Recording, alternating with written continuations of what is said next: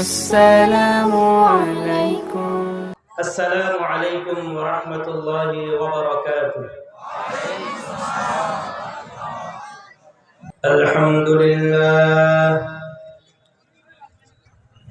الحمد لله وكفى وسلام على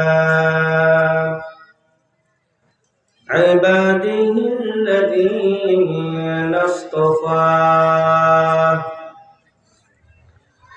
أما بعد فأعوذ بالله من الشيطان الرجيم. بسم الله الرحمن الرحيم. ومن الناس من يشتري لهو الحديث ليضل عن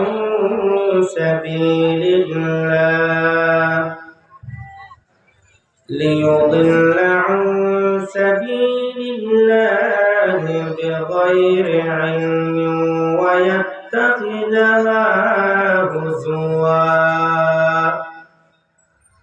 أولئك لهم عذاب مهين. وقال النبي صلى الله عليه وسلم: الغناء ينبت النفاق في القلب كما ينبت الماء الزرع، أو كما قال عليه الصلاة والسلام. اللهم صل على محمد كلما ذكره الذاكرون وكلما غفل عن ذكره الغافلون. يا محمد يا محمد आप पर लाखों सलाम। ऐ शफीअ रोज़ महशर आप पर लाखों सलाम। ला इलाहा इल्लल्लाह ला इलाहा जुरे जुरे ला इलाहा আরো জোরে লা ইলাহা ইল্লাল্লাহ লা ইলাহা ইল্লাল্লাহ লা ইলাহা ইল্লাল্লাহ। ওয়া নবিয়্যুম বিরহমত লকব পানে ওয়ালা मुरादे गरीबों के बरलाने वाला। ला इलाहा इल्लल्लाह ला इलाहा ला इलाहा इल्लल्लाह मुहम्मदुर रसूलुल्लाह सल्लल्लाहु अलैहि वसल्लम।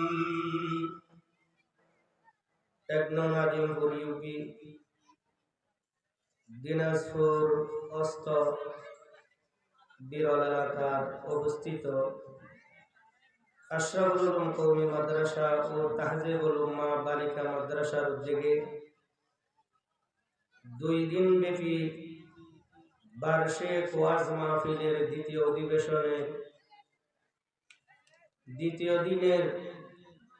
অধিবেশনের শেষ অধিবেশনের সম্মানিত সভাপতি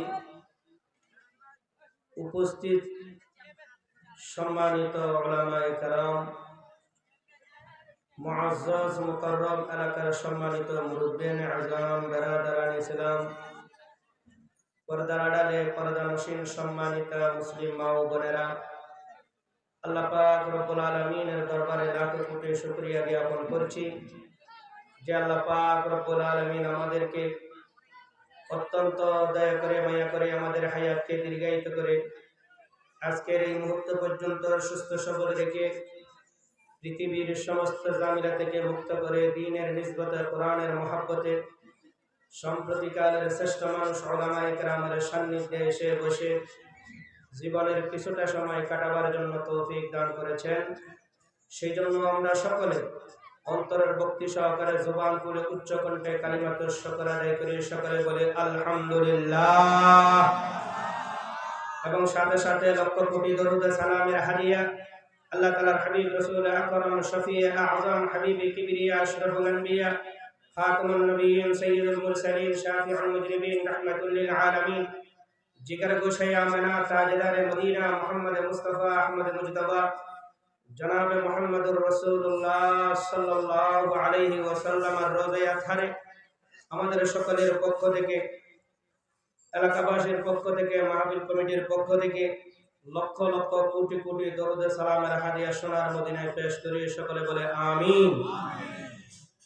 বিশেষভাবে আমাদের মাঝে উপস্থিত আছেন অত্র এলাকার দিন দরদি মানুষের বন্ধু, আগামী নির্বাচনের প্রার্থী জননেতা আনাম বজলুর রশিদ কালু সাহেব।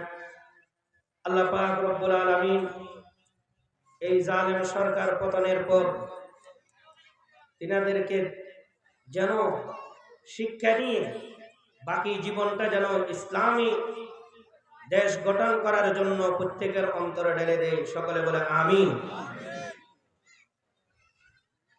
আমি আলোচনার দিকে যাচ্ছি, এজন্য আশেপাশে যারা প্যান্ডেলের বাইরে আছেন উচ্চ আওয়াজে কথা বলবেন না। প্যান্ডেলে থাকা অবস্থায় এদিক সেদিক অমনোযোগী হবেন না। আমি আপনাদের কাছে একটু অনুরোধ রাখবো, যারা উচ্চ আওয়াজে কথা বলতেছেন আপনাদের কণ্ঠটা একটু ছোট করলে ভালো হয়। একটা বিষয়বস্তু নির্ধারণ করে দেওয়া হয়েছে, বিষয়বস্তুকে সামনে রেখে কোরআনে কারীম থেকে একটা আয়াত কারীমা তেলাওয়াত করলাম, নবী পাকের অগণিত হাদিস থেকে একটা হাদিস তেলাওয়াত করলাম। আল্লাহ পাক রব্বুল আলামিনের রহমত হলে কোরআন এবং হাদিসের আলোকে আলোচনা করব, আলোকপাত করব। আমরা যেন সকলে আমলের নিয়তে শুনতে পারি, এই নিয়তে বসবো ইনশাআল্লাহ। আলোচ্য বিষয়টা হচ্ছে গান বাজনা। শরীয়তের দৃষ্টিতে গান বাজনা বিধান কতটুকু, এই বিষয় নিয়ে কোরআনে কারীম থেকে আয়াত তেলাওয়াত করলাম। আগেকার যুগে সাহাবায়ে কেরামরা, তাবিঈন, তবে তাবিঈন, আইম্মায়ে মুজতাহিদিন, গৌস কুতুব আবদাল সকলে এত মানি সম্মানী কেন হলো? তারা তাদের অন্তরে, তাদের হৃদয়ে, তাদের জীবনের পথ চলা কোরআনকে বেছে নিয়েছ, সেই জন্য তারা দুনিয়াতেও মানি হয়েছে, সম্মানী হয়েছে। আমরা যদি কোরআনকে মানি, কোরআনের মতো চলি, কোরআনের বিধান মতো চলি, তাহলে আমরাও মানি হব, আমরাও সম্মানী হব। কবি বলেন, ও জামানা মুআজ্জাজতে হামলে কুরআন হোকর हम जलील खार हो यह तारके कुरआन होकर। সাহাবায়ে কেরাম এনারা মানি হয়েছেন, সম্মানী হয়েছেন, ইজ্জতি হয়েছেন কেন? তারা প্রত্যেকেই, পুরুষ হোক নারী হোক, প্রত্যেকে তাদের অন্তরের মধ্যে তাদের জীবন চলাকে, জীবন চলার পথে এবং পাত্র তারা বানাইল একমাত্র কোরআনের পথকে। কোরআনের পথ তারা লালন করার কারণে তারা ইজ্জতি হলো, সম্মানী হলো। দুনিয়া থেকে বিদায় নেওয়ার সময়, দুনিয়া থেকে যাওয়ার সময় তারা কালমা পড়ে পড়ে দুনিয়া থেকে গেল। বিশ্বনবী মুহাম্মদুর রাসূলুল্লাহ সাল্লাল্লাহু আলাইহি ওয়াসাল্লাম তিনাদেরকে জান্নাতের সুসংবাদ দিয়ে গেল। সুবহানাল্লাহ। আল্লাহর নবী বিশ্বনবী বলেন, আবু বকর ফিল জান্নাহ, উমর ফিল জান্নাহ, উসমান ফিল জান্নাহ, আলী ফিল জান্নাহ। আশারায়ে মুবাশশারা 10 জন সাহাবীর ক্ষেত্রে আল্লাহর নবী সুসংবাদ দিয়ে গেল, ইনারা জান্নাতি, ইনারা জান্নাতি, ইনারা জান্নাতি। কেন? তারা কোরআনের জন্য নিজের জীবনটা বিসর্জন দিয়েছিলেন। কোরআনের মতো জীবন পরিচালনা করার জন্য নিজের জীবন বিসর্জন দিয়েছিলেন। নিজের ব্যক্তিগত জীবন, পারিবারিক জীবন, সামাজিক জীবন, অর্থনৈতিক জীবন, আন্তর্জাতিক জীবন, প্রত্যেকটা সেক্টরে প্রত্যেকটা কাজের মধ্যে কোরআনের বিধান মেনেছে। এই জন্য আল্লাহর রাসূল দুনিয়া থাকা অবস্থায় তাদের জন্য জান্নাতের সুসংবাদ দিয়েছেন। জোরে বলেন সুবহানাল্লাহ। ও জামানা মুআজ্জাজতে হামিল কুরআন হোকর হামদুলিল্লাহ সারহু ये তারকে কুরআন হোকর। আজকে আমরা লাঞ্ছিত হলাম, মুসলমানরা লাঞ্ছিত বেইজ্জতি হওয়ার কারণ হলো আমরা কোরআনের তেলাওয়াত ছেড়ে দিয়েছি, কোরআনের আইন ছেড়ে দিয়েছি। কোরআনের আইন ছেড়ে দিয়ে মানুষের বানানো কানুনের দিকে আমরা দাবিত হয়েছে। কথা বলেন ঠিক কিনা? এজন্য আমরা লাঞ্ছিত। যেই দিকে যাই ওই দিকে ইহুদি খ্রিস্টানের লাঠি কাটল হয়েছে আমরা। ইহুদি খ্রিস্টানরা মুসলমানদেরকে যেদিকে যায় ওদিকে মারে। আল্লাহর মদদ সাহায্য আসে না কেন? আল্লাহর পথে তো আমরা নাই, সেই জন্য। মুসলমান ভাইরারে আমার, আজকের জামানার মুসলমানের ছেলেরা কোরআন পড়াকে বাদ দিয়ে গানের যে পন্থা আছে, গান বাজনা নিয়ে এখন তারা লিপ্ত হয়ে গিয়েছে।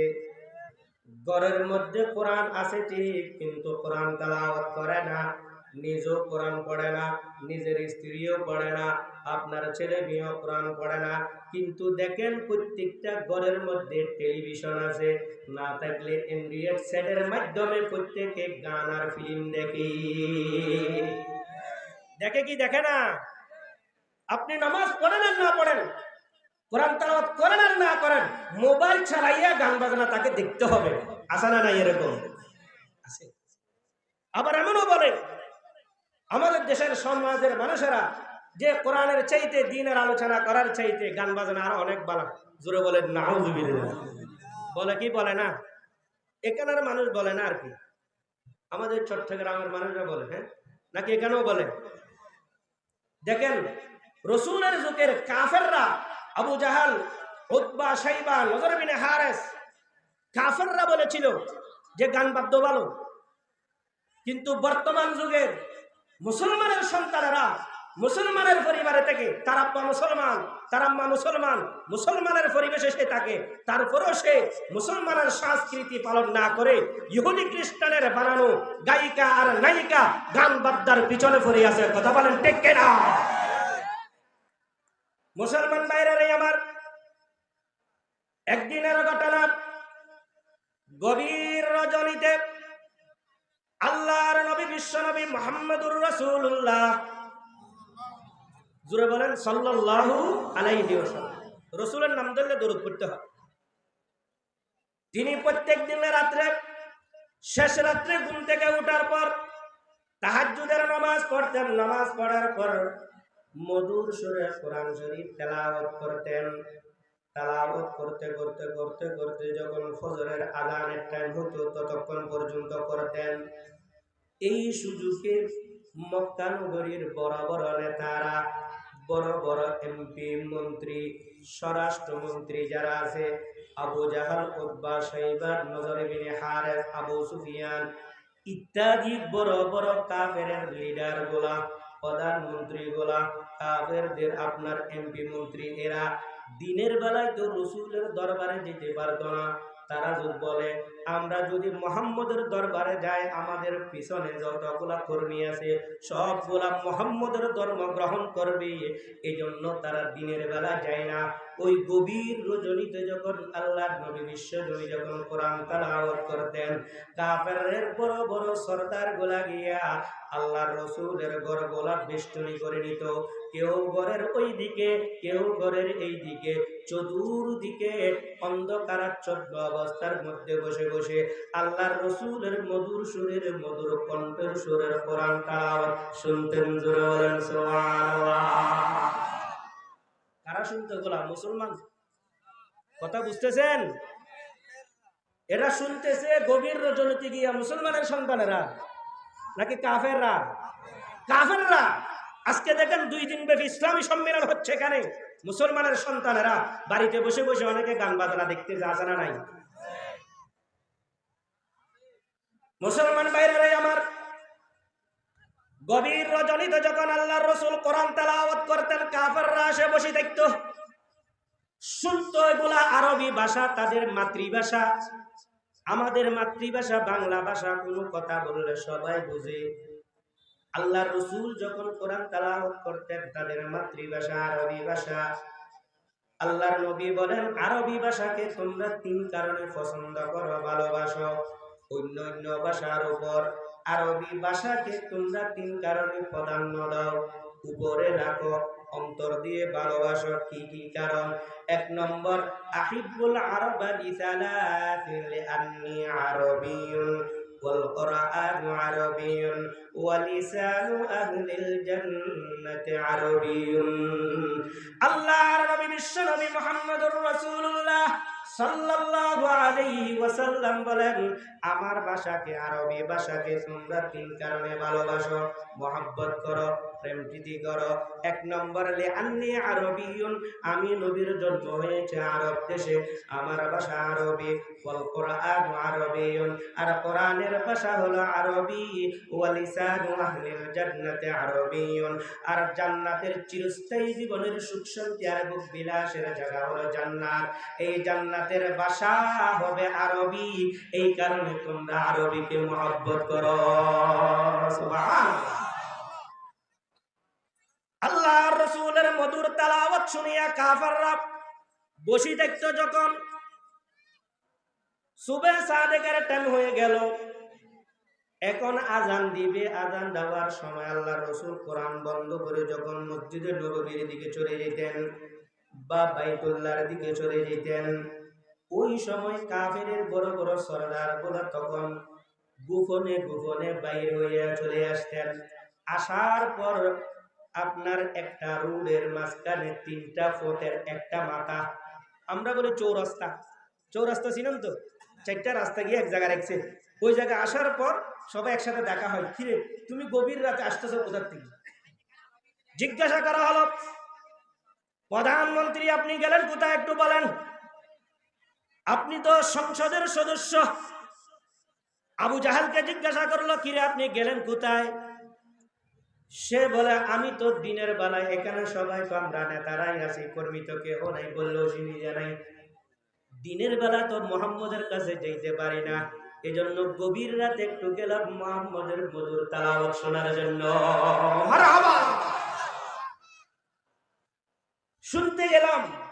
আবু জাহেল বললে, এ কথা বলার পর আবু সুফিয়ান বলল, আমিও তো একটু গেলাম এটা শোনার জন্য, দিনের বেলায় যেতে পারি। নজর বিন হারেস, উতবা, শাইবা সকলে বলো আমরা তো এখানে গেলাম। তখন আবু জাহেলের মাথায় একটা কথা আসলো, হাইরে আমরা নেতারা যদি এরকম চলে যাই, কর্মী যদি বলতে পারে, তাহলে দিনের বেলায় যাবে, আমরা তো রাত্রের বেলায় আসছি, যারা দিনের বেলায় সব মুহাম্মদের দরবারে গিয়া তার ইসলাম ধর্ম গ্রহণ করবে, আমাদের বাপদাদার ধর্ম তো এখানে শেষ হয়ে যাবে।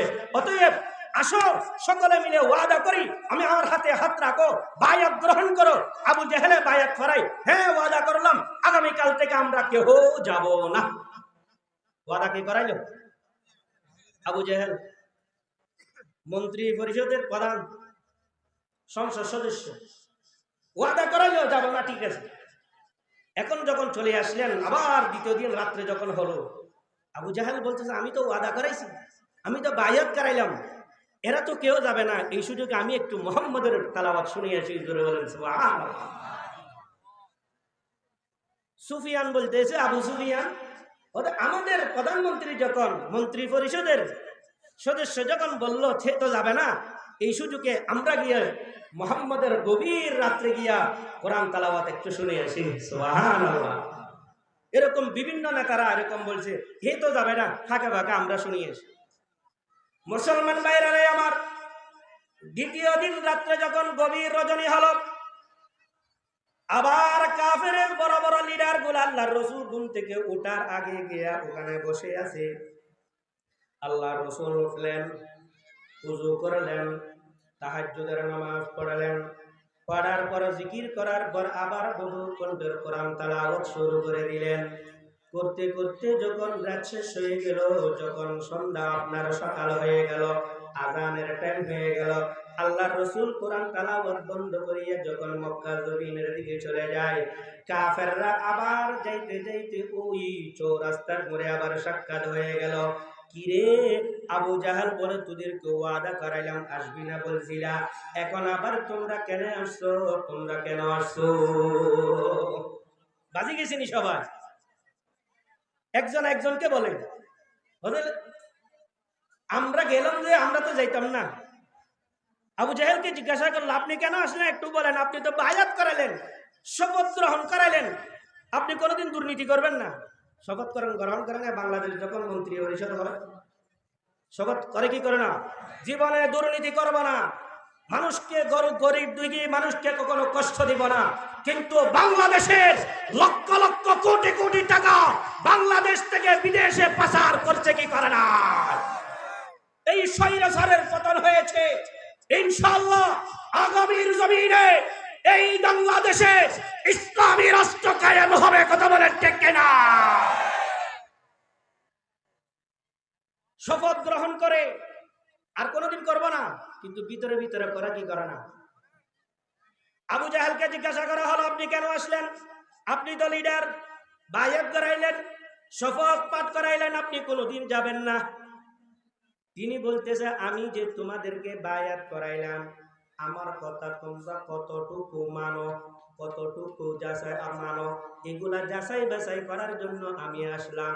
আর তিনারা বলে, আপনি তো বায়াত করাইলেন, ঠিক আছে, আপনার কথার উপর আপনি কতটুকু অটল আছেন এটা দেখার জন্য আমরা আসলাম। আসলে কি এই কথা? জোরে বলেন, আসলে এই কথা না। মুহাম্মদের মধুর সুরের তেলাওয়াত শোনার জন্য ওরা গেছে। মুসলমান ভাইরা একটু খেয়াল করেন, এরা কাফের হয়েও রাসূলের মধুর সুরের কোরআন তেলাওয়াত শুনছে। আজকে আমাদের এই দেশ মুসলমানের দেশ, এই দেশ মুসলমানের দেশ, ইসলামের দেশ। আপনার আব্বা মুসলমান, আপনার আম্মা মুসলমান, মুসলমান সমাজে থাকেন, মুসলমান সমাজে থাকিয়া আপনি মুসলিম হইয়া কোরআনকে কিভাবে আপনি অস্বীকার করেন? কথা বলেন ঠিক কিনা? আছে না নাই? কোরআন তেলাওয়াত করে না, আজান দিলে মসজিদে যায় না, কিন্তু দোকানে বসে বসে টিভি দেখে, গান বাজনা দেখে। আছে না নাই? আপনি বাঁচি থাকেন, জাহান্নামে যাবে কে? মালিক দারওয়ানের লাঠির বাড়ি খাবে কে? আপনি তৈরি হয়ে থাকেন, পিঠে তেল মাজি রাখেন। আপনার দরকার আছে না নাই? ফেরেশতাগুলো বানাইছে কেন? মারবে কারে তাইলে? মুসলমান ভাইরাই আমার, এজন্য বলি এলাকার মধ্যে কিছু মানুষ আছে এমন, যারা কাফের চাইতো অভ্যাস গুলা খারাপ হয়ে গিয়েছে। আছে না নাই? এখন দেখে তারা মুহাম্মদ সাল্লাল্লাহু আলাইহি ওয়াসাল্লাম গভীর রজনীর তেলাওয়াত গুলো শুনিয়া কারো আকৃষ্ট হয়ে গেল। দিনের বেলায় এই খবরগুলা ধীরে ধীরে কর্মী থেকে আস্তে আস্তে নেতা থেকে কর্মী শুনল, সব মক্কা নগরীতে হয়ে গেল। তারা বলে, মুহাম্মদ পাগল, পাগলের কাছে কেউ যেও না। তখন তারা বলে, আমাদের দেশে একটা কথা আছে, কোনো কাজের জন্য নিষেধ করলে ওই কাজটা মানুষ আরো বেশি করে। আছে না নাই? বলে এই কাজটা করিয়ে না, মানা করলো কেন, একটু করিয়ে। আল ইনসানু হারিসুন ফিমা মুনিআ, কিতাবের মধ্যে আছে, মানুষকে যে কাজের জন্য নিষেধ করা হয় ওই কাজটা আরো বেশি বেশি করে। যখন বলা হলো পাগল, মানুষেরা বলে, দেখি সে পাগলামি কেমন করে। সে আসে বলে জান্নাতের কথা বলে, মানুষদেরকে নামাজের কথা বলে, রোজা রাখার কথা বলে, মূর্তি পূজা আপনার সম্পর্কে নিষেধ করে। মানুষকে পূজা করিও না, মানুষকে সিজদা করিও না, মূর্তিকে সিজদা করিও না। একমাত্র সিজদার মালিক তিনি কে? আল্লাহ। আল্লাহকে সিজদা করুন। এরকম যখন বলে তার কথায় মুগ্ধ হয়ে সকলে ইসলাম ধর্ম গ্রহণ করে। লা ইলাহা ইল্লাল্লাহ, লা ইলাহা ইল্লাল্লাহ, মুহাম্মাদুর রাসূলুল্লাহ সাল্লাল্লাহু আলাইহি ওয়াসাল্লাম। এই অবস্থা হওয়ার পর অনেক সময় মজনুন বলে, পাগল বলে, গণক বলে, ও কি গণনা করে দেখিয়েছি, ঠেকাইতে পারে না। মানুষ ধীরে ধীরে ইসলাম ধর্ম গ্রহণ করা শুরু করল। এখন তারা বলতেছে না, একে তো ঠেকাইতে হবে। কাফেরের মধ্যে থেকে একজন বড় কাফের, তার নাম হলো নজর বিন হারিস। আমি যে আয়াতটা তেলাওয়াত করলাম, এই আয়াতের একটা শানে নুজুল রয়েছে। এই শানে নুজুল হলো নজর বিন হারিস তিনি ইরান দেশের মধ্যে ব্যবসার নিয়তে যাইত।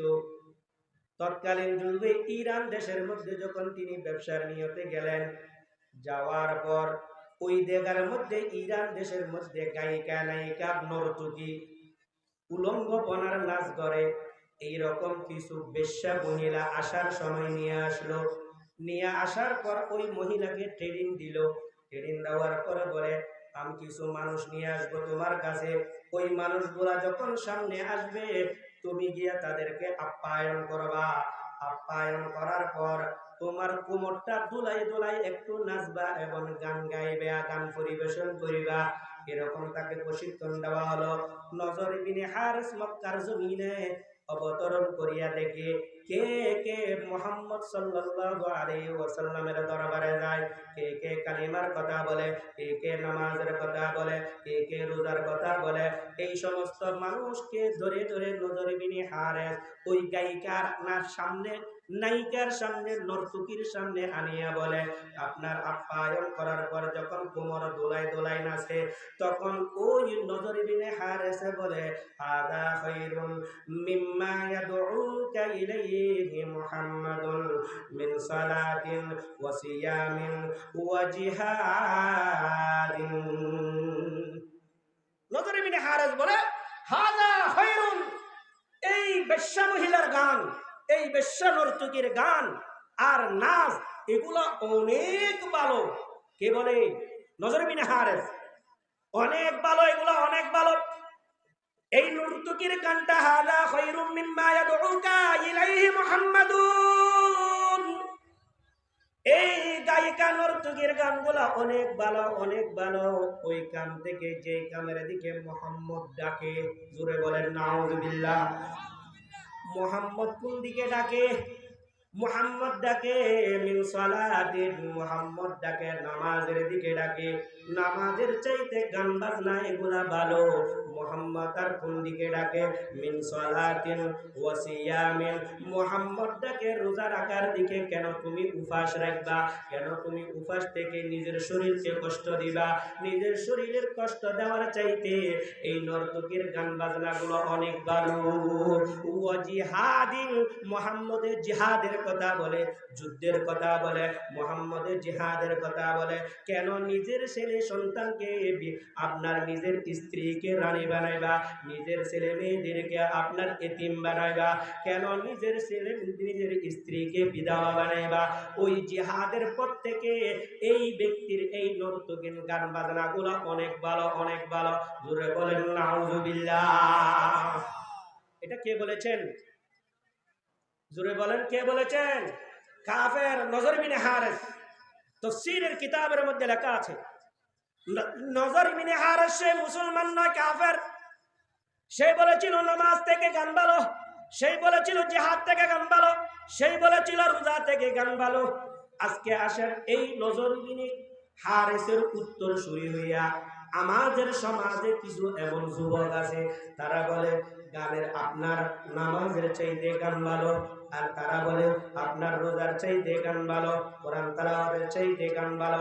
এই জন্যই তো বড় বড় বিভিন্ন নর্তকী গায়িকা নায়িকা বিভিন্ন মাঠের মধ্যে আনিয়া তারা কোমর দোলাই দোলাই গান গাওয়ায়। কথা বলেন ঠিক কিনা? আসেনি? আপনি কার উত্তরসূরি হলেন? রাসূলের উম্মত হয়ে নজর ইবনে হারিসের উত্তরসূরি হলেন। নজর ইবনে হারিস বলেছিল যে আপনার নামাজের চাইতে, রোজার চাইতে, কোরআনের চাইতে, ইসলামের সংস্কৃতির চাইতে এই নর্তকীর গায়িকা নায়িকার গানগুলো অনেক ভালো। অতএব তুমি এখন আসিয়া মুসলমানের সন্তান হইয়া, মা বাপ আপনার মুসলমান পরিবেশ মুসলমানের সন্তান হইয়া তুমি কিভাবে বলো যে গান বাজনা ভালো, নামাজের চাইতে গান ভালো, জাকাত জিকিরের চাইতে গান ভালো, রোজার চাইতে গান ভালো? তুমি মুসলমানের সন্তান নয়, তুমি হচ্ছে নজর ইবনে হারিস কাফেরের উত্তরসূরি। কথা বলেন ঠিক কিনা? हम मुसलमान हैं मगर हम में मुसलमानी नहीं, लाखों मोमिन हो मगर ईमान में कामिल नहीं। ও মুসলমান ভাইরা, ও দিনাজপুরের বিরলের এলাকার মা বোনেরা, আপনারা একটু গভীর নজর দিয়ে শুনেন যে আমরা মুসলমান হয়েছিলাম ঠিক, আমরা মুসলমান ঠিক, কিন্তু আমাদের কাছে পরিপূর্ণতা ঈমান আসে নাই। हम मुसलमान हैं मगर हम में मुसलमानी नहीं, আমরা মুসলমান হয়েছি ঠিক, কিন্তু মুসলমানিত্ব যেগুলো আছে এগুলো আমাদের ভিতরে নাই। লক্ষ লক্ষ মুসলমান হয়েছে ঠিক, রাসূলের তরিকা আল্লাহর হুকুম বাদ দিয়া ইহুদি খ্রিস্টানের জিনিসের প্রতি আমরা দাবিত হয়ে গেছি। জোরে বলেন নাউযুবিল্লাহ। আল্লাহর নবী বিশ্বনবী মুহাম্মদুর রাসূলুল্লাহ সাল্লাল্লাহু আলাইহি ওয়াসাল্লাম হাদিসে পাকে বলেন, আল গানাউ ইউনবিতুন নাফাআ ফিল কলবি কামা ইউনবিতুল মাউজ যারা। গান বাজনা যেগুলা আছে সেগুলা মানুষের কলবের মধ্যে গুনাহ, নেফাকিয়ত এগুলা সৃষ্টি করে। যেরকম ভাবে উর্বর একটা জমিনের মধ্যে, শুকনো একটা জমিনের মধ্যে পানি দিলে যেরকম গাছ উৎপন্ন হয়ে যায়, মানুষের গান বাজনা করার দ্বারাই কলবের মধ্যে গুনাহ করার প্রতি আকৃষ্ট হয়ে যায়। জোরে বলেন নাউযুবিল্লাহ। গান বাজনা করলে 6টা ক্ষতি। জোরে বলেন কয়টা? 6টা। হাদিসের মতে আরো অনেক হাদিস আছে, 6টা ক্ষতি, মারাত্মক 6টা ক্ষতি। 1 নম্বর, অর্থ নষ্ট হয়। জোরে বলেন কি? গান বাজনা করলে কেউ যদি বলতে পারবেনি আমি গান বাজনা করলাম 1 টাকায় 1 লাখ টাকার সওয়াব পাবো, আসেনি? তাহলে টাকা যা খরচ করলেন এগুলো নষ্ট হয়ে গেল না, বিফলে গেল। অনেক কষ্ট করে জমিনের মধ্যে রৌদ্রের মধ্যে কাজ করে উপার্জন সম্পদ নষ্ট করে দিলেন। গান বাজনার দ্বারাই 1 নম্বর অর্থ নষ্ট। 2 নম্বর, যেই সময় বিয়ে করলেন সময় নষ্ট, নেকি হলো না, গুনাহ হলো। 3 নম্বর, আপনার স্বাস্থ্য নষ্ট হয়। দেখবেন যারা গান বাজনা বেশি শুনবে শরীরের স্বাস্থ্য ঠিক থাকবে না, গান ব্যাকা হয়ে যাবে, রাত্রে স্বপ্ন দেখবে, বিভিন্ন ধরনের কোহাম করার প্রতি আকৃষ্ট হবে। কথা বুঝছেন নি? স্বাস্থ্য নষ্ট। 4 নম্বর, চরিত্র নষ্ট হয়ে যায়। 5 নম্বর, গুনাহ করার প্রতি আকৃষ্ট হয়ে যায়। 6 নম্বর, আমল, দিন এবং আমল দুটোটা বরবাদ হয়ে জাহান্নামের উপযুক্ত হয়। করে বলেন নাউযুবিল্লাহ। কয়টা ক্ষতি বললাম? 6টা। 1 নম্বর, হুজুর এটা তো মুখস্থ করতে আসি না, একটু সুর কণ্ঠ শোনার জন্য আসছে, এরকম নি বলতে হবে। যুবক ভাইরা বলতে হবে, তোমরাই দেশ স্বাধীন করছো না। এই যুবক ভাইরা, তোমরাই দেশ স্বাধীন করছো না, তোমরা ইসলামের জন্য তৈরি হয়ে যাও, আবার ইনশাআল্লাহ এই দেশে ইসলাম আবার কায়েম হবে। কথা বলেন ঠিক কিনা? 1 নম্বর কি নষ্ট?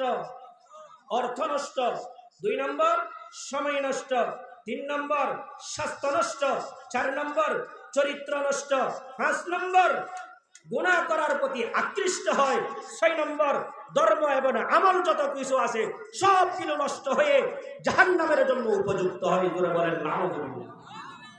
আচ্ছা, এতগুলা ক্ষতি হওয়ার পরেও আমরা কি এটা করব নাকি ছাড়বো? করব বলে আমরা এটা করব নাকি ছাড়বো? কারা কারা গান বাজনা আজকে থেকে দেখবেন না, 2 হাত তুলে মৌলাকে একটু দেখান। আল্লাহ আপনার এই বান্দাগুলো হাত তুলে রেখেছে, আল্লাহ তাদেরকে গান বাজনা ছাড়ার জন্য আপনার মিলিটারি ফেরেশতা দিয়ে তৌফিক দান করবেন, জোরে বলে আমিন। মাহফিল থেকে বাইরে হইতে ফেসবুক চালা শুরু করবেন না? অথচ এটা ওয়াদা মাহফিলে করছি, করার জন্য করছি, এরকম করবেন না। কোনো হাত তুললে কিন্তু আল্লাহ ধরে ফেলে, আল্লাহ ধরলে কিন্তু ওই হাত ছাড়ে না। এই জন্য তওবা করবেন মন দিয়া, অন্তর দিয়ে। মানুষ খারাপ হতে পারে। আল্লাহর নবী বিশ্ব নবী হাদিসে পাকে বলেন, মুসলমান মা বোনেরা, মানুষ যত মানুষ আছে সবগুলো কিন্তু খারাপের ভিতরেও আছে, খারাপ আছে। তবে মানুষের খারাপের মধ্যে ওই মানুষটা বেশি ভালো। আলা কুল্লুকুম খাত্তাউন ওয়া খায়রুল খাত্তাইনা আত-তাওয়াবুন। মানুষ গুনাহ করে, পাপ করে, চোখের গুনাহ, কানের গুনাহ, মুখের গুনাহ, পায়ের গুনাহ, হাতের গুনাহ, গুনাহ করে। ঠিক গুনাহকারের মধ্যে থেকে ওই মানুষটা আল্লাহর কাছে বেশি প্রিয়। যে মানুষটা গুনাহ করার পরে বুঝে আসছে, সাথে সাথে আল্লাহর দরবারে তওবা করে, ওই তওবাকারী বান্দা আল্লাহর কাছে বেশি প্রিয়। জোরে বলেন সুবহানাল্লাহ। ওই হুজুর আপনি যে গান বাজানো নিয়ে ধরছেন, এই জন্য অনেকে উঠে যাচ্ছে। যারা গান বাজানোর পক্ষে আছে এগুলো কি কন দেখবেন, কারা গান বাজানোর পক্ষে উঠে গেলে মনে হয় হে গান বাজানোর পক্ষে আছে, বুঝছেন নি? ঠিক আছে নি, দেখা যাবে। মুসলমান ভাইরা রে আমার, মানুষ গুনাহ করার পরে যদি তওবা করে, ওই মানুষটা আল্লাহর কাছে বেশি প্রিয়। আবার ওই মানুষটা বেলা হিসাবে জান্নাতের মধ্যে যাবে। জোরে বলেন সুবহানাল্লাহ। নবীরা মাসুম, এদের কাছে কোনো গুনাহ নাই, নবীরা বেলা হিসাব জান্নাতে যাবে। সুবহানাল্লাহ। বুঝার জন্য একটা উদাহরণ দিই। ফ্যাক্টরি থেকে কাপড় বাইরে হয় কি হয় না? ওই কাপড়গুলো আবার দুইটা হয়নি, ফ্রেশ, ওখানে কোনো দাগ আছে নি? কোনো দাগ নাই, কিচ্ছু নেই, ফ্রেশ। এই কোম্পানি থেকে যখন কাপড় বাইরে হয়, ওই কাপড়গুলো হচ্ছে নবীওয়ালা কাপড়। জোরে বলেন সুবহানাল্লাহ। মানে ওই কাপড়ে যেরকম দাগ নাই, নবীদের কাছে কোনো গুনাহ নাই। জোরে বলেন সুবহানাল্লাহ। আর আমরা ওই কাপড় দোকান থেকে কিনে আনি, আনার পর জুব্বা, পায়জামা, প্যান্ট, শার্ট তৈরি করে পরে কি পরে না? পরে পরার পরে ময়লা হয় কি হয় না? যারা একটু ভিআইপি পারসন ব্যবহার করে, ক্লাস ব্যবহার করে, গাড়ি ব্যবহার করে, ওদের কাছে ময়লা একটু কম লাগে। আমরা যারা সাধারণ মানুষ আছি, গাড়ি করে চলাফেরা করি, দোলা বালি আমাদের শরীরে বেশি পড়ে না? তাহলে পড়ার পর ওই কাপড়টা কি হয়ে যায়? নষ্ট হয়ে যায়, একটু ময়লা হয়ে যায়। আবার যখন বাড়িতে গিয়া সাবান দিয়া, পাউডার দিয়া, বিভিন্ন মেডিসিন দিয়া যখন কাপড়টা ধুবেন, আবার আগের মতো পরিষ্কার হয় কি হয় না? হয়। ঠিক তদরূপভাবে উম্মতে গুনাহ করবে। গুনাহ করা এটা বনি আদমের কাজ, বনি আদমের স্বভাব। বনি আদম গুনাহ করবে, কাপড় ধুলে যেরকম পরিষ্কার হয়ে যায়, তওবা করার দ্বারাই বান্দার গুনাহগুলো এরকম পরিষ্কার হয়ে যায়। জোরে বলেন সুবহানাল্লাহ। ওই তওবা করার পর যখন কাপড় পরিষ্কার হয়ে গেল, আপনি আবার ব্যবহার করতে পারেন। ঠিক তদরূপভাবে কোনো মুমিন, মুমিনাত, পুরুষ এবং নারী গুনাহ করার পরে তওবা করলে আল্লাহ গুনাহগুলো মোচন করে নতুন কাপড়ের মতো করে দেয়, আর তার মধ্যে গুনাহ থাকে না। এমন তওবা করতে হবে যেন ওই কাজগুলো আপনি আর কখনো না করেন। 1 নম্বর, বিগত গুনাহ না করার উপর আপনাকে ওয়াদা করতে হবে। 2 নম্বর, এটার উপর শর্মিন্দা হতে হবে। 3 নম্বর, আর জীবনে কখনো করবেন না বলে এটার উপর অটল থাকতে হবে। এই 3 পদ্ধতি দিয়ে যদি আপনি তওবা করেন, আপনার তওবাটা কবুল হবে এবং সামনে থেকে আপনাকে আবার মুমিন, মুমিনাতের লিস্টের মধ্যে আল্লাহ পাক নাম লিখিয়ে দিবেন। আপনি যদি মারা যান, আপনাকে বেলা হিসাবে জান্নাত দান করবেন। সুবহানাল্লাহ। বেলা হিসাবে জান্নাতে যাবে কারা? যাদের আমলনামায় গুনাহ নাই তারা। বলেন, যাদের আমলনামায় গুনাহ নাই তারা। কাদের আমলনামায় গুনাহ নাই? যারা তওবা করেছেন তারা। তওবা করলে গুনাহ করেছেন কাপড় ধুলে যেরকম পরিষ্কার হয়ে যায়, ঠিক তদরূপভাবে গুনাহ করার পর তওবা করলে আপনার গুনাহগুলো আল্লাহ মোচন করে দিল। এবং এই যখন আমলনামায় গুনাহ থাকে না, মাপবে কি? সবগুলা আমল ভালো আমল, নেকি আমল। নবীদের যেরকম নেকি আমল থাকার কারণে বেলা হিসাবে জান্নাত, ঠিক তদরূপভাবে যারা তওবা করে আমলনামায় পাপ না থাকার কারণে শুধু নেকি নেকি, হিসাব করবে কি? হিসাব করবে যে কোনটা যদি গুনাহ থাকে এবং কি থাকে নেক থাকে, ওইটাই দাঁড়িপাল্লায় মাপ করা হবে। যে দেখতেছে গুনার সংখ্যা বেশি আর নেকির সংখ্যা কম, তখন তাকে জাহান্নামে যেতে হবে। দেখতেছে না গুনার সংখ্যা কম, আমলের সংখ্যা নেকির সংখ্যা বেশি, আল্লাহ পাক রব্বুল আলামিন তাদেরকে জান্নাতে যাওয়ার ব্যবস্থা করবেন। সুবহানাল্লাহ। এজন্য তওবা করার দরকার আছে না নাই? শুধু মাহফিলে হুজুরের সামনে ওয়াদা করলাম গান বাজনা আর দেখবো, এটা মাহফিলের জন্য নেই, নাকি বাড়িতে গিয়ে দেখবো? ফাক্কা ওয়াদা করতে পারবেন নি? দেখি কারা কারা ফাক্কা ওয়াদা করবেন। আল্লাহ, হাত দিয়ে হাত তুলে আল্লাহকে দেখান। আল্লাহ, হাত তুলে দেখান যুবক ভাইরা। আল্লাহ, আপনার এই খোলা আকাশে এই মাহফিলের মঞ্চে দেখে আল্লাহ ওয়াদা করতেছে আর কখনো গান বাজনা এগুলো দেখবো না। বলেন, আর কখনো গান বাজনা দেখবো না। আল্লাহ আপনি সকলকে কবুল আর মঞ্জুর করেন, সকলে বলে আমিন। মুসলমান ভাইরা, আমার গান বাজনা দেখলে সেইটা কথা বললাম, 1 নম্বর অর্থ নষ্ট, 2 নম্বর সময় নষ্ট, 3 নম্বর আর্থিক আর শারীরিক অসুস্থতা। আপনার শরীরের সুস্থতা নষ্ট হয়, অর্থ নষ্ট হয়, সময় নষ্ট হয়, স্বাস্থ্য নষ্ট হয়, গুনাহ করার দিকে ধাবিত হয় এবং গুনাহ করার দিকে ধাবিত হয়, আকৃষ্ট হয়। আপনার দুনিয়া এবং আমল সবগুলা বরবাদ হয়। যেই জিনিসগুলার দ্বারাই এত ক্ষতি হয়, এই ক্ষতিগুলা থেকে আল্লাহ আমাদেরকে হেফাজত করুন, আমিন। আসেন, যারা টিভি ভিসিআর ঘরের ভিতরে আনলো, আমি টিভিটা কেন আনলাম? আমার স্ত্রী নামাজি হওয়ার জন্য। বলেনি কেউ? আমার মেয়েটা ভালো চরিত্র হওয়ার জন্য। বলেনি কেউ? এখন মেয়ে আর স্ত্রী টিভির মধ্যে যা চলে ওগুলা যখন প্র্যাকটিক্যালে চলে যায়, হুজুরের কাছে দৌড়ে, হুজুর মৌলানা সাদিকুল সাহেব কোথায় আছেন, একটু একটা তাবিজ দোয়া দেন তো। মা, মেয়েটা তো ফালাই চলে গেছে, একটু তাবিজ দোয়া দিয়ে নিয়ে আসেন। বলে না? ও হুজুরদের কথা, মাহফিলের কথাগুলো শুনে নাই।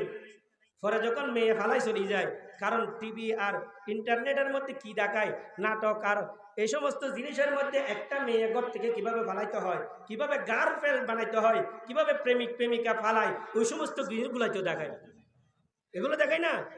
এরা কেন দেখায় নেই? নামাজ কিভাবে করতে হয়, কোরআন তেলাওয়াত কিভাবে করতে হয়, তসবিহ কিভাবে করতে হয়, তাহলিল কিভাবে করতে হয়, মা বাবার খেদমত কিভাবে করতে হয়, এগুলা কি ওখানে দেখায়? তো এখন যখন মেয়ে ফালাই চলে যায়, আব্বা যে জিনিসটা আনে ঘরের মধ্যে দিল, আব্বা যে জিনিসটা আনে আমার হাতে তুলে দিল মোবাইল এবং এমবি পরি দেয়, আমি ওগুলা দেখে দেখে যখন মেয়ে ফালাই চলে যায়, তখন দুঃস হয়ে যায়, দূরে হুজুরদের কাছে, হুজুর একটা তাবিজ দোয়া দেন, এমনভাবে দিবেন, শক্তভাবে করবেন যেন নিয়ে আসেন। বলে কি বলে না? এখানে মনে হয় বলে না। এখানে টিভি বিশের মানুষের ঘরে নেই, নাকি আছে? মুসলমান ভাইরা, আমার আল্লাহর রাসূলের 2 নম্বর হাদিস, قال النبي صلى الله عليه وسلم ما رفع أحد صوته لغناء إلا بعث الله له شيطانين على منكبيه ويضربان بأعقابهما على صدره حتى يمسكا أو كما قال عليه الصلاة والسلام। আল্লাহর নবী বিশ্ব নবী মুহাম্মদুর রাসূলুল্লাহ সাল্লাল্লাহু আলাইহি ওয়াসাল্লাম বলেন, উম্মতের নরনারীরা যখন কেউ গান বাজনা গিয়ে গান বাজনা শুনে অথবা গান বাজনার অনুষ্ঠানে গেল, টিভির সুইচ আরম্ভ করলো, নাটক ফেসবুকে দেখলো, টিপ দিল, ক্লিক করলো, লাইক করলো, কমেন্ট করলো, শেয়ার করলো, এই কাজের মধ্যে যখন এরা জড়িত হয়ে যায়, আল্লাহ পাক রব্বুল আলামিনের পক্ষ থেকে 2টা শয়তান পাঠায়। মা রাফা আহাদুন সাওতাহু লিগানাইন ইল্লা বাআসাল্লাহু লাহু শাইতানাইন আলা মানকাবাই।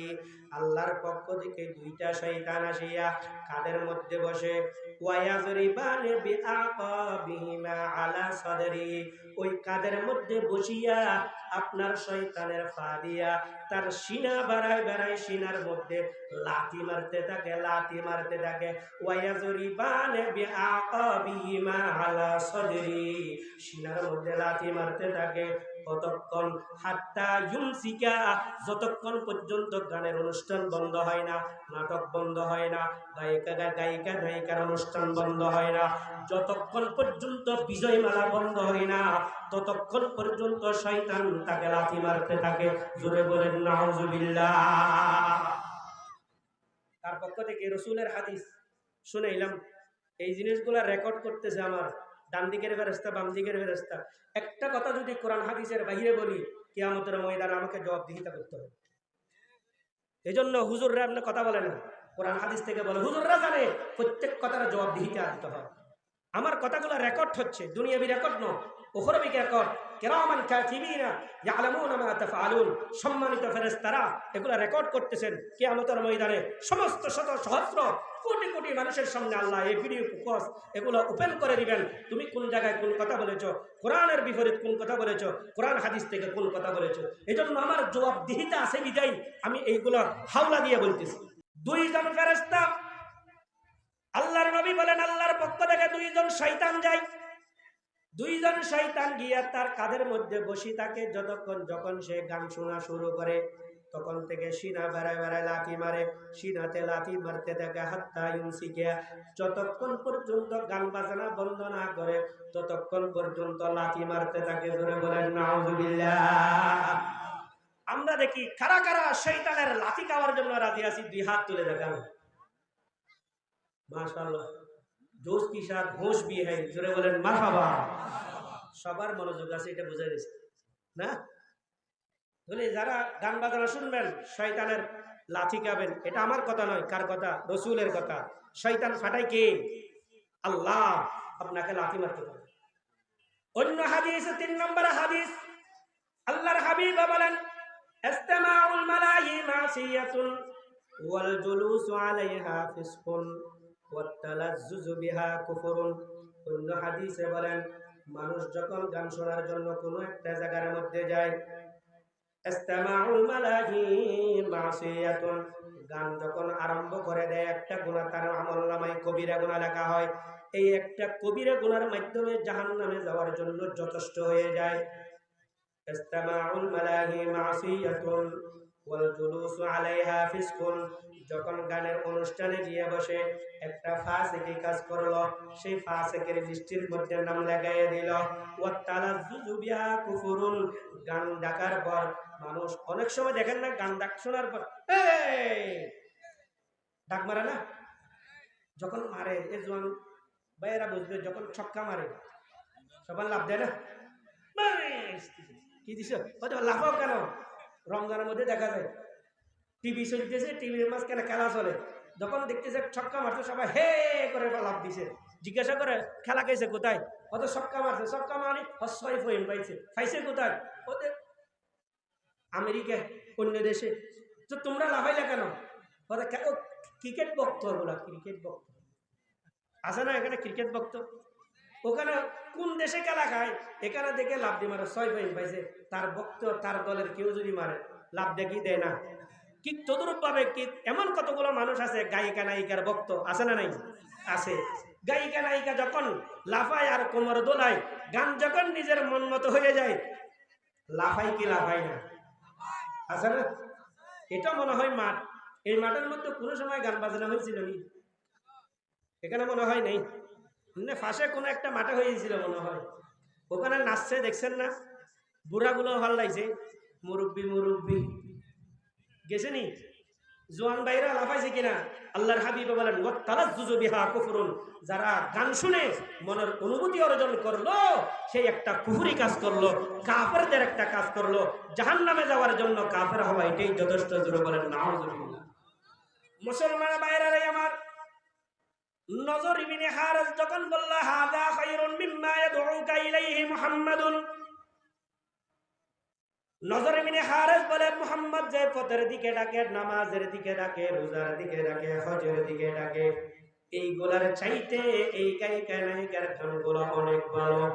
এইগুলা যখন দেখলো কিছুদিন যাওয়ার পর আল্লাহর নবী বিশ্বনবী মুহাম্মদুর রাসূলুল্লাহ সাল্লাল্লাহু আলাইহি ওয়াসাল্লাম দেখলেন তাদের কাছে তিনার কাছে আগে যে মানুষগুলো কোরআন তেলাওয়াত শোনার জন্য আসতো ইনারা এখন আর আসে না, ইনারা আর আসতেছে না।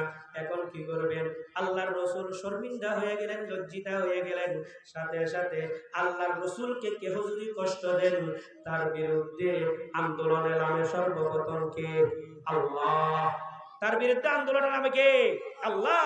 আবু লাহাব আল্লাহর রাসূলকে গালি দিয়েছিল, সাথে সাথে আয়াত নাযিল করছে তাব্বাত ইয়াদা আবি লাহাবি ওয়া তাব, হে আবু লাহাব আমার নবী ধ্বংস হবে না, তুমি ধ্বংস হবা, তুমি হালাক হবা।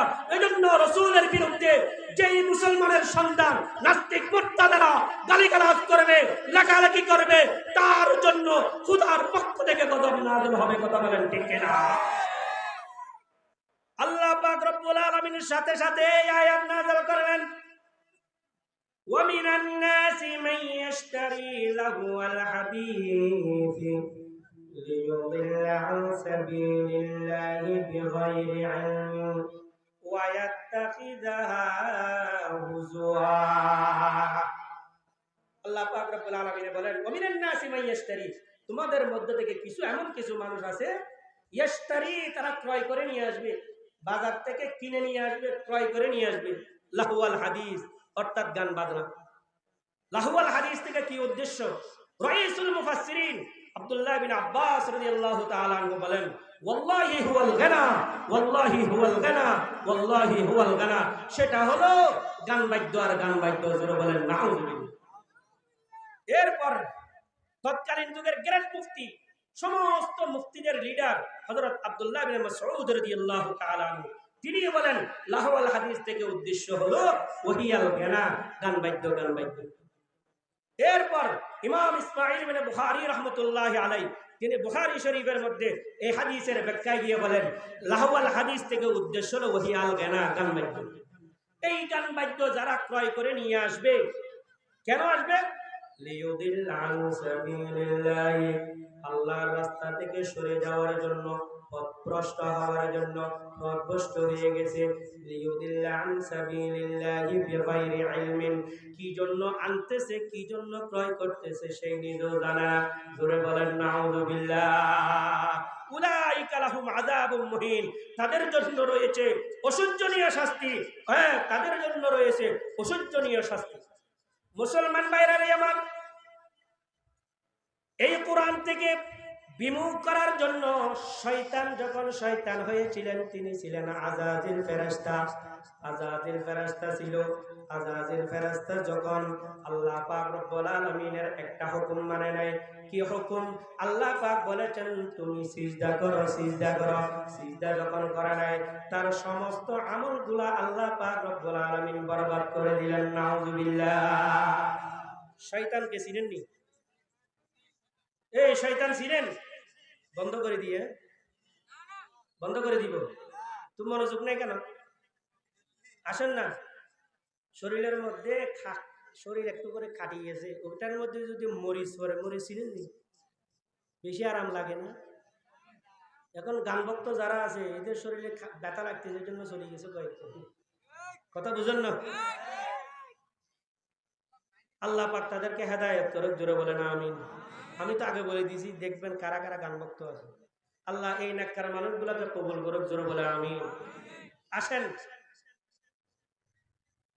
যে নবী করিম সাল্লাল্লাহু আলাইহি ওয়াসাল্লাম বলেছেন আমার উম্মতের মধ্যে শয়তান যিনি আছেন, হাদিসে পাকের মধ্যে আছে শয়তান আগে কি ছিল? আজাজিল ফেরেশতা। ৮০,০০০ বছর আল্লাহর দরবারে সিজদা দিয়েছেন। সুবহানাল্লাহ। ৩০,০০০ বছর বেহেশতের দারোয়ানি করেছিলেন। বেহেশত চোখে দেখে দেখে দারোয়ান ছিল। ২০,০০০ বছর মুতাকাল্লিম ছিল, বক্তা, আন্তর্জাতিক বক্তা। মানুষদেরকে দ্বীনের পথে, আল্লাহর পথে লিখত। কে? আজাজিল ফেরেশতা। আল্লাহর একটা আদেশ না মানার কারণে তার এই সমস্ত ইবাদত সবগুলা বরবাদ। ও ভাইয়েরা, আমরা কত হুকুম মানি না, আমাদের অবস্থা কি হবে একটু দেখেন। আমাদের অবস্থা কি হবে? মুসলমান ভাইয়েরা আমার, শয়তান যখন আজাজিল ফেরেশতা যখন শয়তান হয়ে গেল, তিনি বুঝতে পারলেন আমার কি অবস্থা হবে, কি পরিণতি হবে। সেই জন্য আল্লাহর পক্ষ থেকে 4টা জিনিস চেয়ে নিছেন। কয়টা? সুরে বলেন কয়টা? আরো জোরে, আরো জোরে, মহব্বতের সাথে। আর কে চেয়েছে? শয়তান। আর কাছ থেকে? আল্লাহর কাছ থেকে। আল্লাহ, আমি এই বনি আদমের কারণে আমি ধ্বংস হলাম, এই বনি আদমকে যেন আমি ধ্বংস করতে পারি, হালাক করতে পারি, এই জন্য আমাকে 4টা জিনিস দান করেন। এক নম্বর কিয়ামত পর্যন্ত আমাকে হায়াত দিবেন, আমার যেন মৃত্যু না হয়। হায়াত বেশি দিবেন কেন? মানুষদেরকে ধোঁকা দিয়ে দিয়ে যেন আমার পক্ষে আনতে পারি। বনি আদমের কারণেই তো, আদম আলাইহিস সালামের কারণেই তো আজাজিল ফেরেশতা কি হলো? শয়তান হলো। এই জন্য কিয়ামত পর্যন্ত হায়াত চাই। আল্লাহ বললেন দিলাম। আর কি চাও? আল্লাহ 2 নম্বর, আমি যেন বনি আদমের রগে রগে হেঁটে হেঁটে ধোঁকা দিতে পারি, সেই খবর দেন। আল্লাহ বলেন দিলাম। আল্লাহ রসুল বলেন ইন্নাশ শাইতানা ইয়াজরি মাজরাদ দাম, শয়তান মানুষের রগে রগে হেঁটে হেঁটে মানুষকে ধোঁকা দেয়। ধরে বলেন নাউযুবিল্লাহ। 3 নম্বর, শয়তান আল্লাহকে বলে আল্লাহ আপনার পথে ডাকার জন্য আপনি তো আপনার 104 কিতাব নাযিল করেছিলেন, কিতাব আপনি কোন কিতাব অবতীর্ণ করবেন?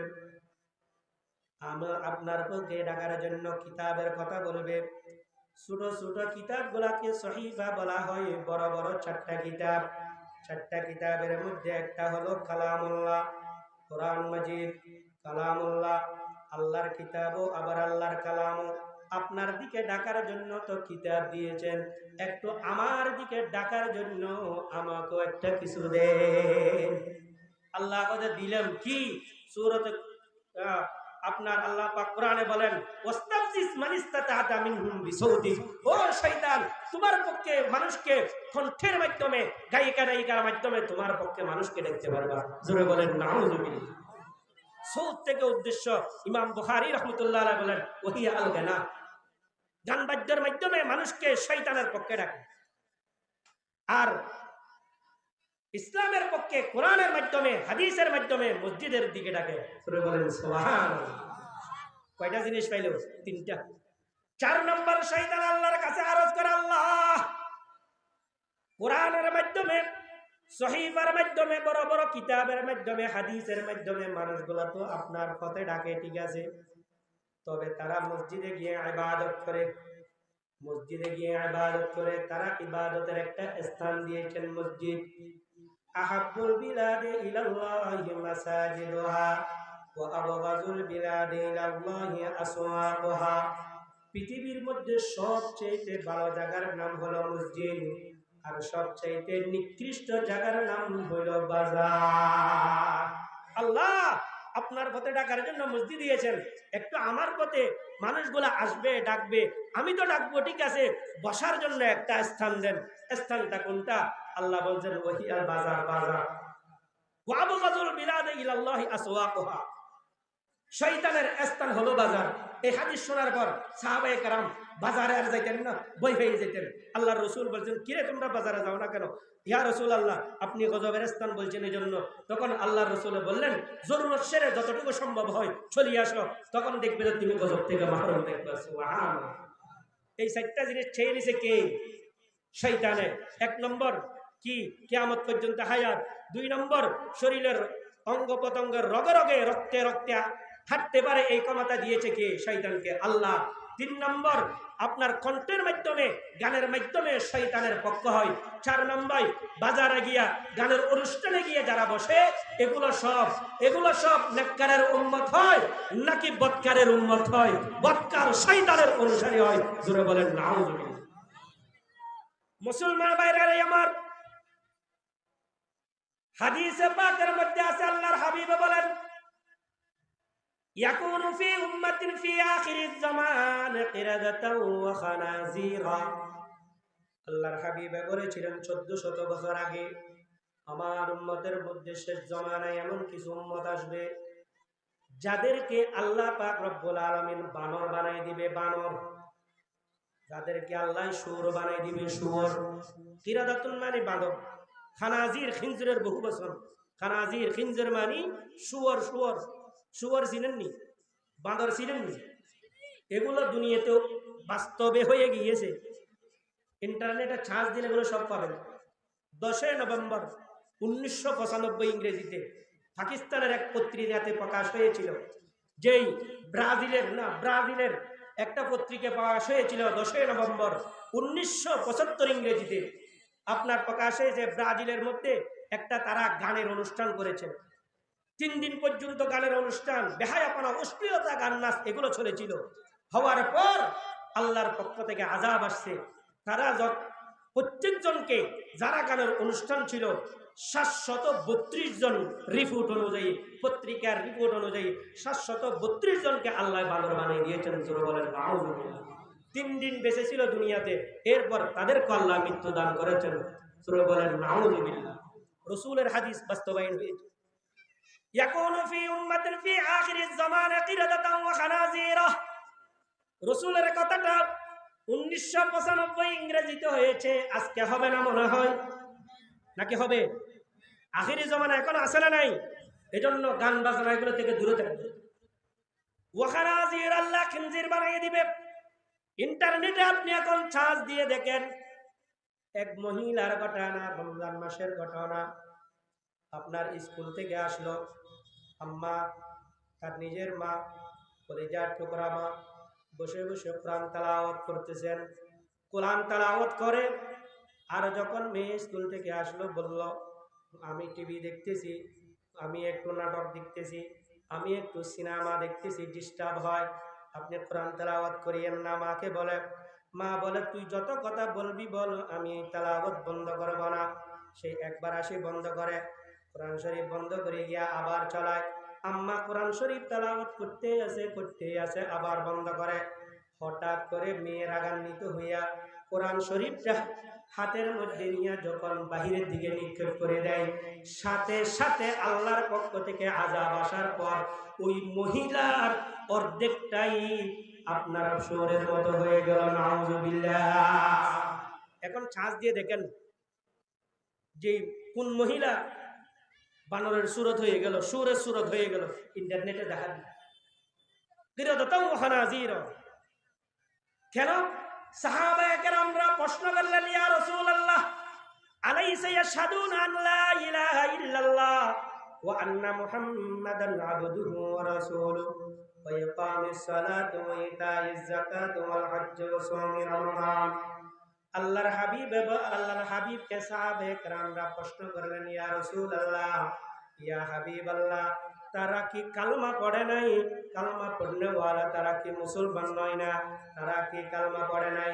লা ইলাহা ইল্লাল্লাহু মুহাম্মাদুর রাসূলুল্লাহ। তারা কি কালমা পড়ে নাই? তারা কি রোজা রাখে নাই? তারা কি নামাজ পড়ে না? তারা কি হজ করে না? তারা কি রোজা রাখে না? আল্লাহর রাসূল বললেন, বালা, হ্যাঁ, তারা হজ করে, তারা কালিমাও পড়ে, নামাজও পড়ে, রোজা রাখে, হজ করে, যাকাতও দেয়। তো কি কারণে তারা এরকম বানর হয়ে যাবে, শুয়োর হয়ে যাবে? আল্লাহর রাসূল বলেন, ইত্তাখাযুল মাআজিফা ওয়াল কায়নাত। তাদের কারণ হলো তারা ঘরের মধ্যে গায়িকা নায়িকা এগুলো খরিদ করে নিয়ে আসবে, টিভি ঢুকাবে, ভিসিআর ঢুকাবে। আপনার গানের মধ্যে, আপনার এরকম মোবাইলের মধ্যে ফেসবুক খুলিয়া, ইউটিউব খুলিয়া, এখানের মধ্যে এমবি করিয়া গান বাজনা এগুলা দেখতে থাকবে। এই কারণেই এই সমস্ত মানুষগুলাকে আল্লাহ পাক রব্বুল আলামিন বানর শুয়োর বানাই দিবেন। নাউযুবিল্লাহ। ভাই আছে না হাজি সাহেব, 5 ওয়াক্ত নামাজ পড়ে, ঘরের মধ্যে টিভি চলে, আছে না নাই? এখানে নাই মনে হয়। আমি রাসূলের হাদিস দিয়ে, ডকুমেন্ট দিয়ে কথা বলতেছি। সাহাবীরা প্রশ্ন করলো, ইয়া রাসূল, তারা কালমা পড়বে না? কালিমা পড়বে, নামাজ পড়বে, দেখবে যে তার মতো নামাজে আর কেহ নাই। ওদিকে নামাজ পড়ে আসছে, এদিকে টিভি চলে। টিভি চলতেছে, একটু বন্ধ করে নামাজটা করি, আবার আসি। সেই নামাজ পড়তেছে, ওই নামাজের মধ্যে টিভিতে কি চললো ওগুলো কল্পনা চলে না। নামাজ হয়েছে, নামাজ হয়েছে ভাই। মুসলমান ভাইয়েরা নেই আমার, আল্লাহ পাক রব্বুল আলামিন বলেন, উলাইকা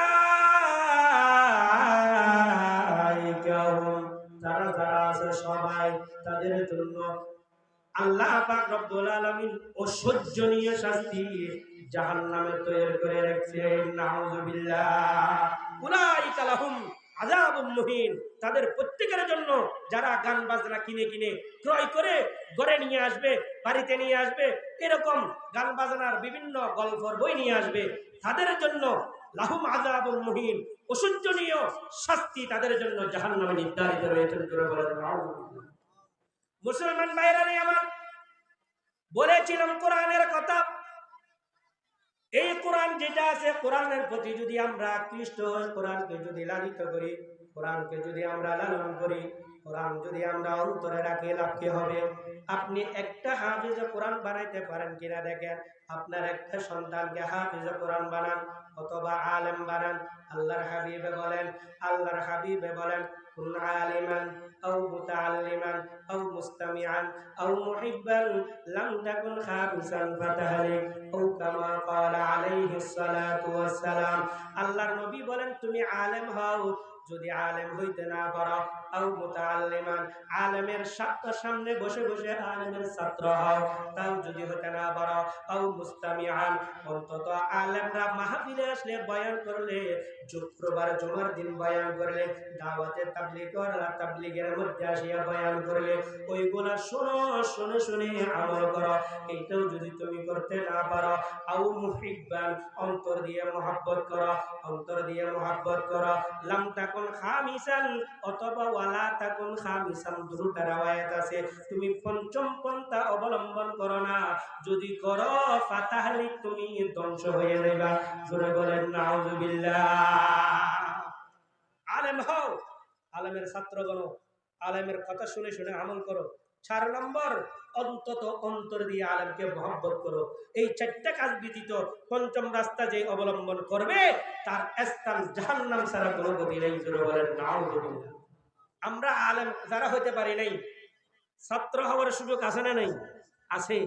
তাও যদি হতে না পারেন, আলেমদের কথা শুনে শুনে আমল করার সুযোগ আছে না নাই? আছে। ইউটিউবে ফেসবুকে খালি গান দেখবেন নি, ওয়াজ আছে না? ওয়াজ দেখেন না, কোরআন তেলাওয়াত শুনেন না, কথা বুঝেন না? আব্বা যখন চেক করতে যাবে, এগুলো আব্বা আম্মাকে চেক করতে হবে। গিয়ে দেখবেন আপনার ছেলে কি করে, দেখবেন যে যখন গান বাজানো বাদ দিয়ে একটা গান শোনাই দিয়েছে, এগুলো চেক করবেন কোন সময় কি করে। এগুলো যদি না করেন, আব্বা আম্মাকে কিয়ামতের ময়দান আল্লাহ ধরবে।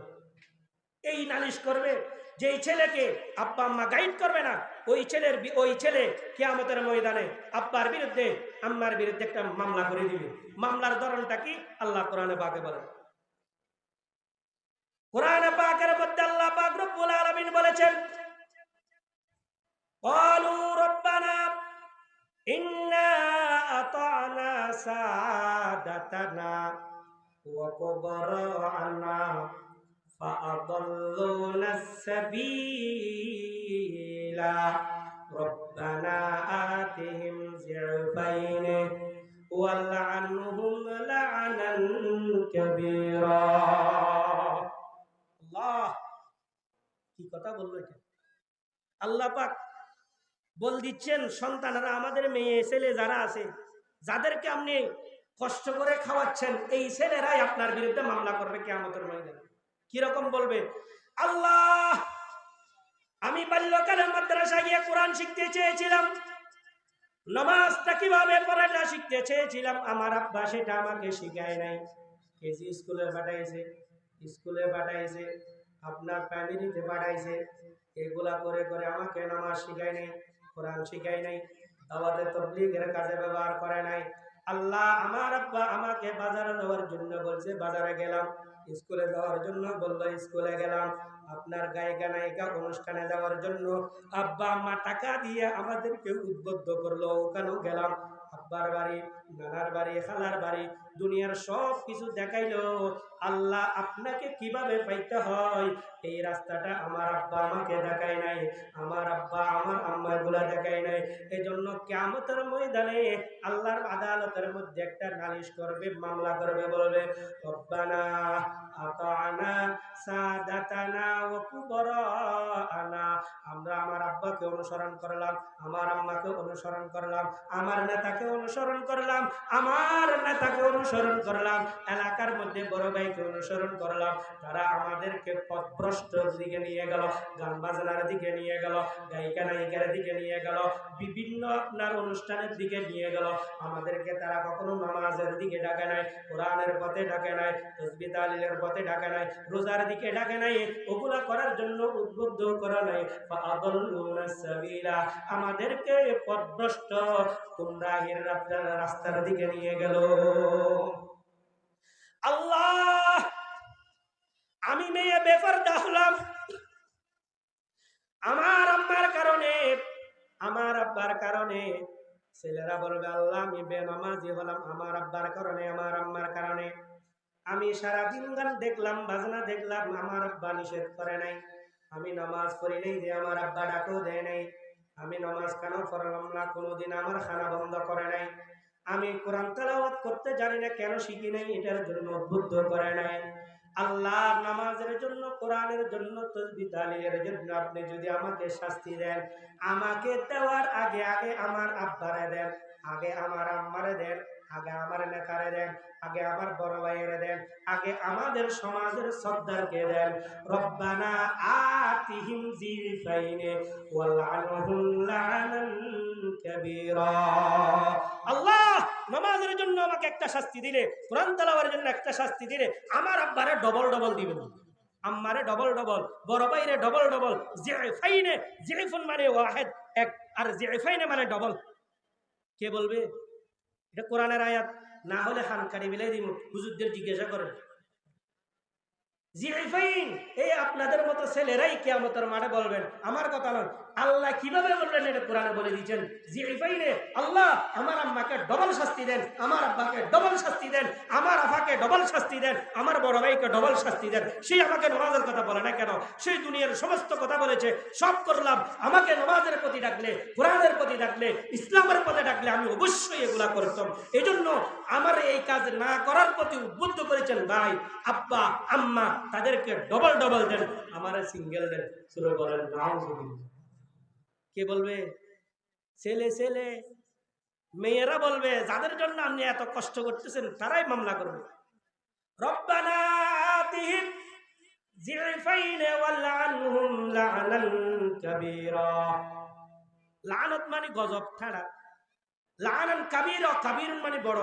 আপনার কাছে বড় বড় গজব থাকলে এগুলো আবার আব্বারে দেন, এগুলো আমার আম্মারে দেন।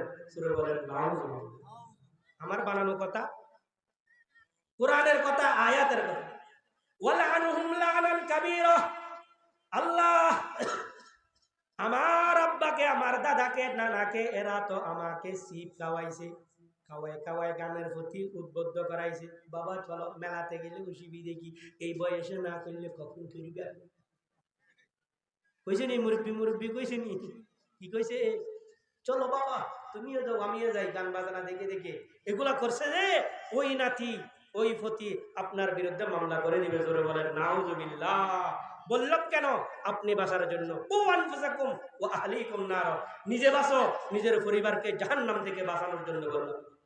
মুসলমান ভাইরা আমার, এই কোরআনের পথে আসলে লাভ কি? আল্লাহর হাবিব বলেন, যে ব্যক্তি কোরআন পড়বে, কোরআনের মতো আমল করবে, আল্লাহ পাক রব্বুল আলামিন তার জন্য বেহেশতের মধ্যে তাকে বেহেশত দান করবে। যারা এমপি হয়, মন্ত্রী হয় না, মন্ত্রী হলে তারা যারা সংসদ সদস্য হয়, সেই তো নিজে একটা সিট পায়, আবার গ্যালারিতে বসার জন্য তাকে স্পেশাল সরকারের পক্ষ থেকে একটা ক্ষমতা দেয়। তুমি এতজন মানুষ তোমার সান্নিধ্যে, তোমার ক্ষমতায় তুমি গ্যালারিতে নিতে পারবে। ঠিক তদরূপ ভাবে আল্লাহ বলেন, যারা কোরআন শরীফ পড়বে, হাফেজে কোরআন হবে, কোরআন মতো আমল করবে, কিয়ামতের ময়দানে তাদেরকে আল্লাহ পাক বেহেশত দান করবেন।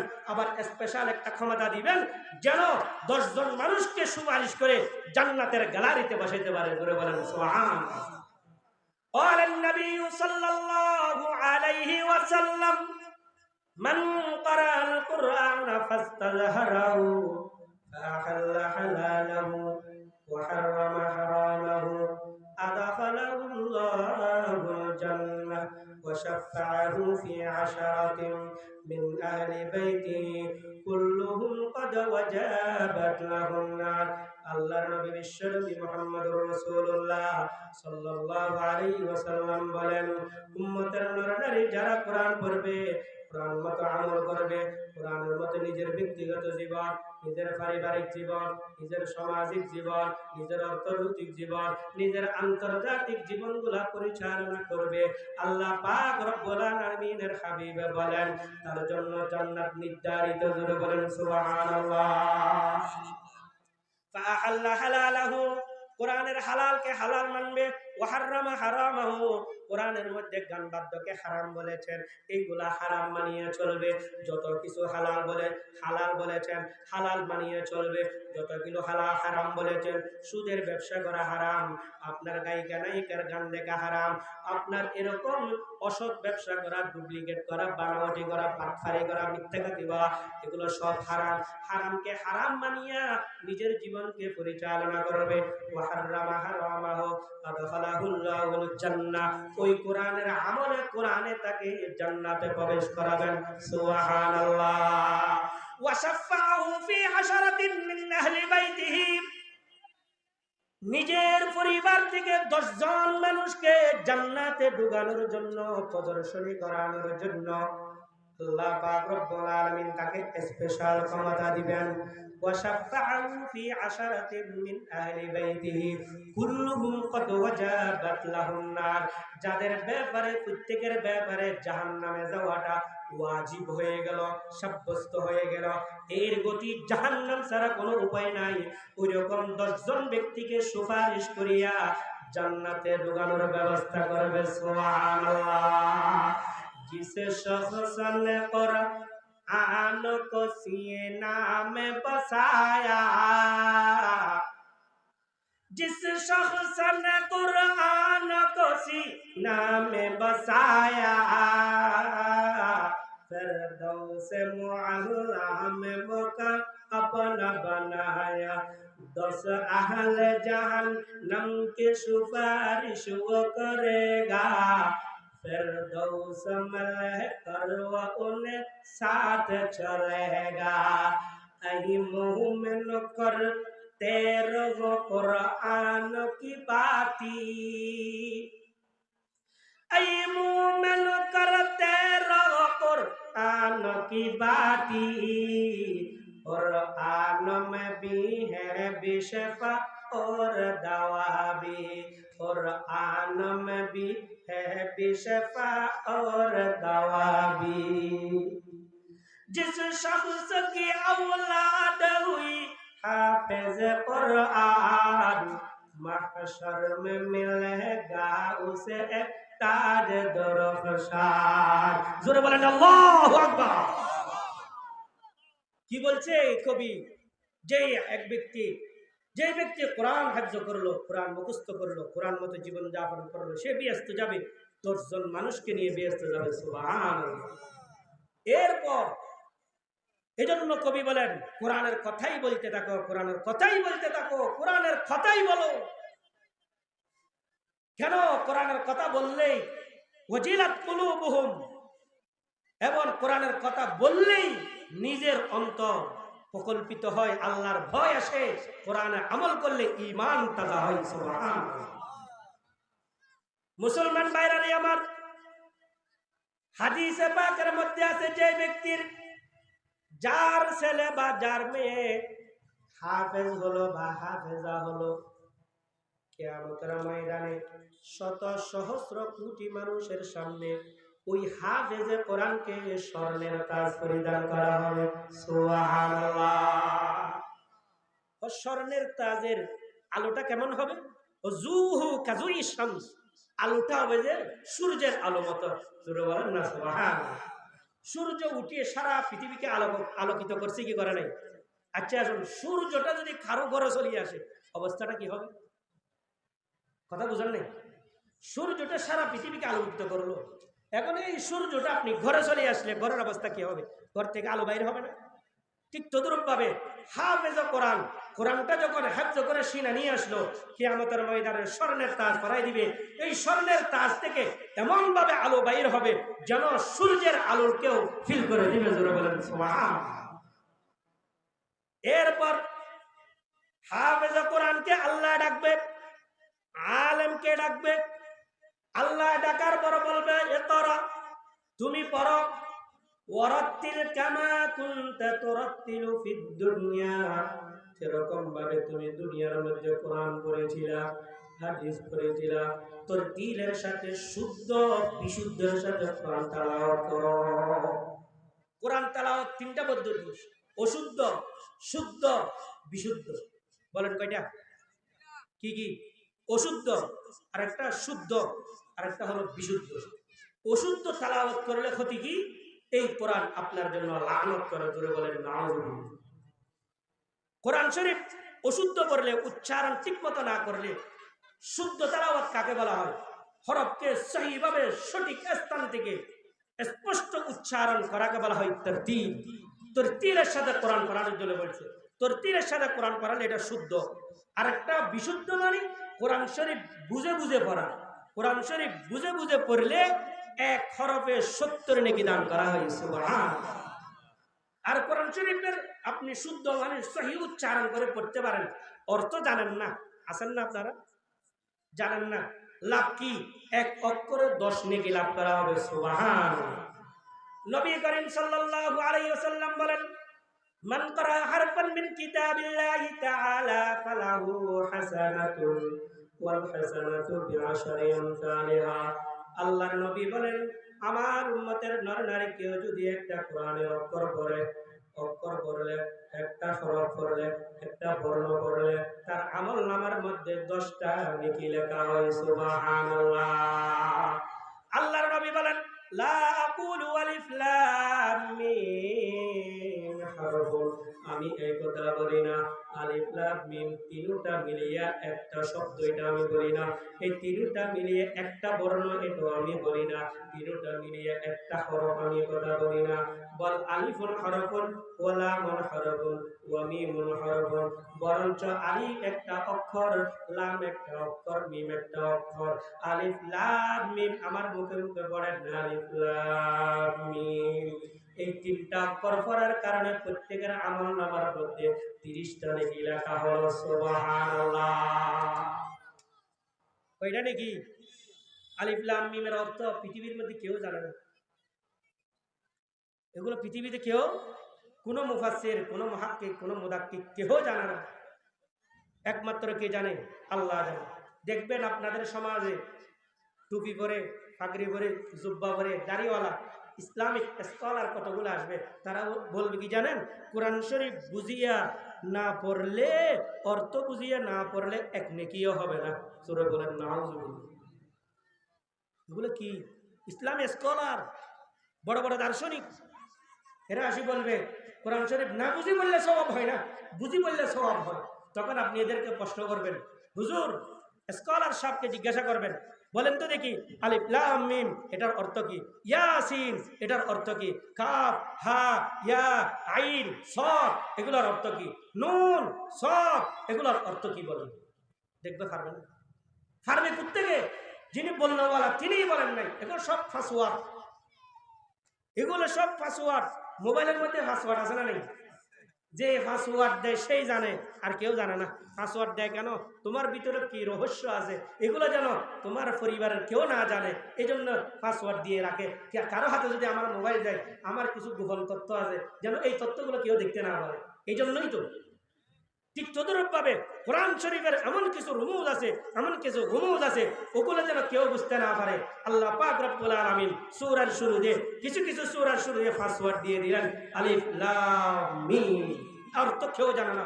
আল্লাহু বিমুরাদিহি আ'লামু বিযালিক। মুফাসসিরিনে কেরাম তাফসীরে যা করেছেন যে এটার উদ্দেশ্য কি হতে পারে, একমাত্র আল্লাহ ছাড়া কেউ জানে না। জোরে বলেন সুবহানাল্লাহ। নবীও দুনিয়াতে কাউকে বলে যান নাই, তবে রসুল যদি আল্লাহ জানায় তখন জানে, কিন্তু উম্মতকে জানা যায়নি। এজন্য কেউ জানে না। মুফাসসিরিনে কেরামে বলে এগুলার কোন শব্দের অর্থ আল্লাহ এবং আল্লাহর রাসূলই ভালো জানে, আমরা কেউ জানি না। জোরে বলেন সুবহানাল্লাহ। তাহলে কোরআন শরীফ বুঝে পড়লেও সওয়াব, দেখে পড়লেও সওয়াব, ধরলেও সওয়াব, বুকে বাজালেও সওয়াব।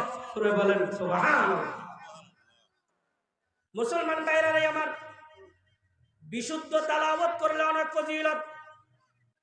একটা ঘটনা বলি, যে ঘটনাটা আপনার একজন মানুষ, কৃষি মানুষ, কোরআন শরীফ পড়তে পারে না, কোরআন শরীফ দেখে দেখে পড়তে পারে না, অক্ষরগুলো বুঝে না, এরকম সর্বনিম্ন একজন কোরআন পড়নেওয়ালা, কোরআন দেখতেওয়ালা সারা পৃথিবীর মধ্যে যতদিন তার ভিতরে হায়াত ছিল শুধু বলতো কি ये भी सच का, ये भी सच का, ये भी खुदा का फरमान है। কোরআন শরীফটা শুধু খুলিয়া প্রত্যেক আয়াতের মধ্যে হাতটা এরকম ধরে ধরে বলতো, হাই রে হাই, আমার বাবা আমাকে কোরআন শরীফ শিখায় নাই, না জানি এখানে কি হুকুমটা আছে জানি না, এটাও আল্লাহর একটা আদেশ, এটাও আল্লাহর একটা আদেশ, এটাও আমার মওলার একটা কথা, এই কথাটাও আল্লাহ সত্য বলেছে, এই কথাটাও সত্য বলেছে। সারা বছর 60 বছর 70 বছর হায়াতের মধ্যে শুধু আঙ্গুলটা হটায় হটায়, আঙ্গুলটা চালায় চালায় গিয়েছিল, চোখের অশ্রু বাইর করে করে কান্নাকাটি করেছিল, যে অশ্রু পেলে বলেছিল যে এখানে আল্লাহ যদি আব্বা কোরআনটা পড়াইতো আজকে বুঝতাম, আম্মা যদি মাদ্রাসায় নিত আমি বুঝতাম, আমাকে যদি আশরাফুল কবি মাদ্রাসায় আমাকে যদি ছেলে মেয়েদেরকে যদি পড়াইতো আজকে কোরআন শরীফটা পড়তে পারতাম। সুবহানাল্লাহ। এরকম করে করে গিয়েছে সারা জিন্দেগি, কোরআন শরীফ কিন্তু পড়তে পারে নাই। এই ব্যক্তির মর্যাদা কি একটু শুনেন, শুনবেন নি? ঘটনা শুনবেন নি নাকি বন্ধ করে দিব? ভাই এখন তো আর গান বাজানোর সময় বলতেছি না, আসতে পারবে। এখন কি অবস্থা হলো, আমি হাওলা দিয়ে বলছি, দারুল উলুম দেওবন্দের আসাদ মাদানী রহমতুল্লাহি আলাইহি তিনার ঘটনা গালেমান তিনি বলেছিলেন, ইন্ডিয়ার মধ্যে একটা জায়গা ছিল, যে জায়গার মানুষ এলাকার মধ্যে কোরআন কিভাবে পড়তে হয় জানে না, নামাজ কিভাবে পড়তে হয় জানে না। আগের যুগে ছিল না এগুলা, এখানে না রোড হয়েছে, আগে তো এখান থেকে মানুষ দিনাজপুর সদরে যেতে হেঁটে হেঁটে, আপনারা দেখছেন মনে হয়, যাদের দাড়ি সাদা হয়েছে এরা বুঝবে, আমরা এখান থেকে ধার জিনিসপত্র নিয়ে হেঁটে হেঁটে গেছিলাম সদরে। এই যুগে যদি ছেলেদেরকে বলা হয় আসবে না, আপনারা অনেক মানুষ আছেন, আপনাদের আব্বারা 5 টাকা দিয়ে বাজারে গেলে 1 টাকা দিয়ে বাজার করে আর 4 টাকা নিয়ে আসছে, এই কথা যদি এখন বলা হয় ছেলেগুলো হাসবে না? আমরা দেখেছি 5,000 টাকার গরু যেটা কিনছিল সেটা বর্তমান যুগের 2.5 লাখ থেকে 3 লাখ টাকা গরু, আমরা অতটুকু দেখেছি। এর আগে তো আপনারা যারা মুরব্বী আছেন আমাদের থেকে বয়স বেশি হয়েছে, আপনারা আরো বেশি দেখছেন না, পয়সা দেখছেন, আনা দেখছেন, এখন তো আনা পয়সার কথা বললে ছেলেরা হাসবে। তৎকালীন যুগের মধ্যে ভারতের ওই জায়গার মধ্যে কোনো আলেম ছিল না। একজন মানুষ মারা গেল, মারা যাওয়ার পর কিভাবে গোসল দিতে হয়, কিভাবে কাফন পরিধান করাইতে হয়, কিভাবে জানাজা পড়াবে, কিভাবে দাফন করবে কিছু জানে না। পঞ্চায়েতের অনুষ্ঠান বসলো, বসার পর সবাই সিদ্ধান্ত করলো, ভাই আমরা যদি তাড়াতাড়ি গোসল না দিই তাহলে লাশ পুষিয়ে এখান থেকে দুর্গন্ধ বাইরে হতে পারে, অতএব আমরা যতটুকু জানি অতটুকুতে গোসল দিয়ে দিই, কাফনটা পরিধান করাই, কালকে দিন আমরা রাস্তার মাঝখানে মেন রোডের গিয়ে দাঁড়িয়ে থাকবো, ওই দিক থেকে যদি কোনো আলেম দেখি তাকে নামাইয়া জানাজার নামাজটা একটু পড়াইয়া নিব। এইরকম খেয়াল করিয়া সবাই তাকে গোসল করাইলো, কাফনও পরিধান করালো। পরদিন সকাল বেলায় সকল এলাকার মানুষরা লাশটা নিয়ে রোডের ধারে রাস্তার ধারে দাঁড়ায় আছে। তখন মানুষের চলাচল ছিল কম, অল্প অল্প মানুষ হাঁটাচলা করতো। দেখতেছে হতে হতে হতে হতে আপনার 10টা-11টার মতো হয়ে গেল, কোনো মানুষ আসে না। হঠাৎ করে দেখে একজন বাইসাইকেল চালাই আসে, মাথার মধ্যে টুপি আছে, সুন্নত তরিকার মতো তার দাড়িগুলো আছে। তিনি যখন আসতেছেন এলাকার সমস্ত মানুষগুলা রোডের মধ্যে দাঁড়াইয়া তাকে আবদ্ধ করলো, অনুরোধ করলো, ভাই আমরা বিপদে পড়লাম, আপনি তো নিজে দেখতেছেন একটা মানুষ মারা গেল, তাকে তো কাফন দিতে হবে, দাফন দিতে হবে। আমরা কোন রকম যতটুকু জানি ততটুকু নিয়ে আসলাম, কিন্তু জানামাজটা, জানাজার নামাজটা কিভাবে পড়াতে হয়, কোন সূরা পড়তে হয়, কোন দোয়াটা করতে হয়, সেগুলা তো আমরা জানি না। একটু আপনি দয়া করে মায়া করে একটু জানাজার নামাজটা পড়াইয়া দেন। তিনি বলতেছে, ভাই আমি একজন সরকারি লোক, আমি ঠিক মতো যদি চাকরিতে পৌঁছতে না পারি, আমার স্পেন পড়বে, হাজির পড়বে, আমাকে দ্রুত যেতে হবে। ও ভাই একটু আপনাকে মানবিক দৃষ্টি দিয়ে অনুরোধ করতেছে, একটু জানাজাটা পড়াই দেন। তার তিনাদের অনুরোধটা রক্ষা করতে গিয়ে তিনি জানাজার নামাজটা পড়ালেন। পড়ানোর পর সকলে আবার তাকে ধরলো।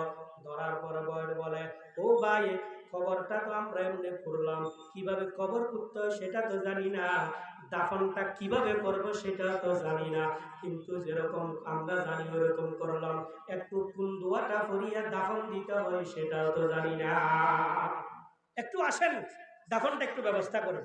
অনুরোধ করার পর, আচ্ছা মানুষের মনুষ্যত্বহীন তো একটা আছে। ওই মুসলমান, সেটা তৎকালীন যুগের একজন পুলিশ ছিল, তার আব্বা আম্মা তাকে বাল্যকালে ইসলামী শিক্ষা, কোরআনী শিক্ষাটা দিয়েছিল, সেই জন্য সে পুলিশ হলো। বাল্যকালে ওই মাদ্রাসার মধ্যে, আমাদের এখানে আশরাফুল আলম মাদ্রাসার ছেলের যেগুলো আছে, ছোট ছোট ছেলেরাও জানাজার নামাজ পড়াইতে পারে, পড়তেও পারে, পড়াইতেও পারে। কিন্তু কিছু আমাদের মধ্যে এমন মুরব্বী আছে, জানাজার নামাজটা একটু পড়াতে বললেও পারে না, আছে না? জানাজার গেলে, হুজুর একটু জানাজার নিয়তটা একটু বলি দেন, কিভাবে পড়বে কই দেন, বলে কি বলে না? আপনাদের এখানে বলে না মনে হয়? আচ্ছা, আপনার বয়স 70 বছর, 60 বছর, 30 বছর, 40 বছর হয়েছে কি হয়নি? এত বছরে আপনি শিখতে পারেন নাই, জানাজার মাঠে হুজুরে দাঁড়াইয়া নিয়তটা বলে দিলে মুখস্থ হয়ে যাবে? বুঝেন না মনে হয়? আপনার বয়সে শিখতে পারলেন না, জানাজার মাঠে গিয়ে আবার উনি দেওয়ার, হ্যাঁ আপনি একটু বলে দেন, মাতব্বর আগে করবে, আসে না নাই? এই দেখেন আমাদের এই মাদ্রাসার মহিলা বলেন পুরুষ বলেন, এরা কিভাবে প্রদর্শনী করতে হয়, হ্যাঁ কিভাবে পড়তে হয়, জানাজার নামাজ এরা পারে, দোয়াগুলো এরা পারে, এরা পড়তে পারে, এই জন্য মাদ্রাসা যাওয়া দরকার। ওই পুলিশরা বলল, জানাজার নামাজের পর সবাই এলাকার মানুষ তাকে যখন ধরলো, মজবুত করে ধরার পর একটু কাকুতি বিনতি করে বললো, একটু জানাজার নামাজটা পড়ালেন, দাফনটা একটু করাই দেন। কোন দুয়াটা পড়িয়া মুর্দাকে দাফন করতে হয় সেটাও আমরা জানি না, আমাদের এলাকার সবাই মূর্খ। তখন তাদের আদেশটা রক্ষা করার জন্য তিনি মুর্দাটাকে দাফন করালেন, বাস দিলেন, সুন্নত তরিকায় কাফন করালেন, দাফনও দিলেন। দেওয়ার পর যখন তিনি চাকরির কাছে গেলেন, দেখতেছে তিনার কাপড়ের মধ্যে পকেটে দেখতেছে যে শরীরের পকেটের ভিতরে যে আপনার চাকরির কাগজপত্র গুলো ছিল, এগুলো সব হারিয়ে গেছে। চাকরিতে ঢুকতে পারবে না, ক্রেডিট কার্ড না থাকলে ঢুকতে পারবে না। হ্যাঁ কি করবে? পিছনে রিটার্ন হলো, আসার পর কবরস্থানে গেল, যেখানে জানাজার নামাজ পড়লো ওখানে গেল, খুঁজার পর সব জায়গায় দেখলো, খুঁজায় কাগজটা পেল না। তার মনের মস্তিষ্কের কোটার মধ্যে বাধা দিল, মনের মস্তিষ্কের কোটাটা একটু খুললো, বললো দেখতে এখানে সব জায়গা করলাম, কোথাও পাই নাই, মনে হচ্ছে যখন আমি কবরের মধ্যে নামলাম, আমার কাগজ আমার পকেট থেকে ওই কাগজপত্র গুলো ওইখানে পড়ে গেল। তখন তিনি এলাকার মানুষের কাছে গেলেন। ও এলাকার মানুষেরা একটু শুনেন। এলাকার মানুষরা তাকে দেখার পর সবাই একত্রিত হলো, হুজুর আপনার তো সময় ছিল না, আপনার তো টাইম ছিল না, চলে গেলেন, কিভাবে আবার এখানে আসলেন? ভাই আপনাদের একটা বড় সমস্যার সমাধান করতে গিয়া আমার একটা বড় সমস্যা হয়ে গেল, ওটা তো সমাধান করতে হবে। হতে কি আপনি আমাদেরকে সময় দিয়েছেন, আমাদের নিজের পরিশ্রম করে যত করে হোক আপনার বিপদের মুহূর্ত আমরা ইনশাআল্লাহ সারাব। সুসময় অনেকে বন্ধু বটে হায়, অসময় হায় হায় কেউ কারণ। হে যুবক ভাইরা, আপনি বড় লোকের সন্তান, আপনার বন্ধুর অভাব নেই, পকেটে টাকা আছে, টাকা যখন শেষ হবে আপনার বন্ধু কোন দিকে ফালাবে টেরও পাবেন না। বিপদ মুহূর্তে যে বন্ধু আপনার পাশে থাকবে আপনি তাকে বন্ধু হিসেবে তাকে বানিয়ে নেবেন, তাকে ধরে নেবেন। কেন? বিপদ মুহূর্তে যে বন্ধু সারা দেয় এ হলো প্রকৃত বন্ধু। আর এমনি টাকা পয়সা থাকতে, ধন সম্পদ থাকতে যারা সারা দেয় এটা হলো সুবিধাবাদ বন্ধু। কথা বলেন ঠিক কি? মুসলমান ভাইরা আমার, তারা বলল, হুজুর আপনার কি সমস্যা হয়েছে বলেন, আমরা সমাধান করব।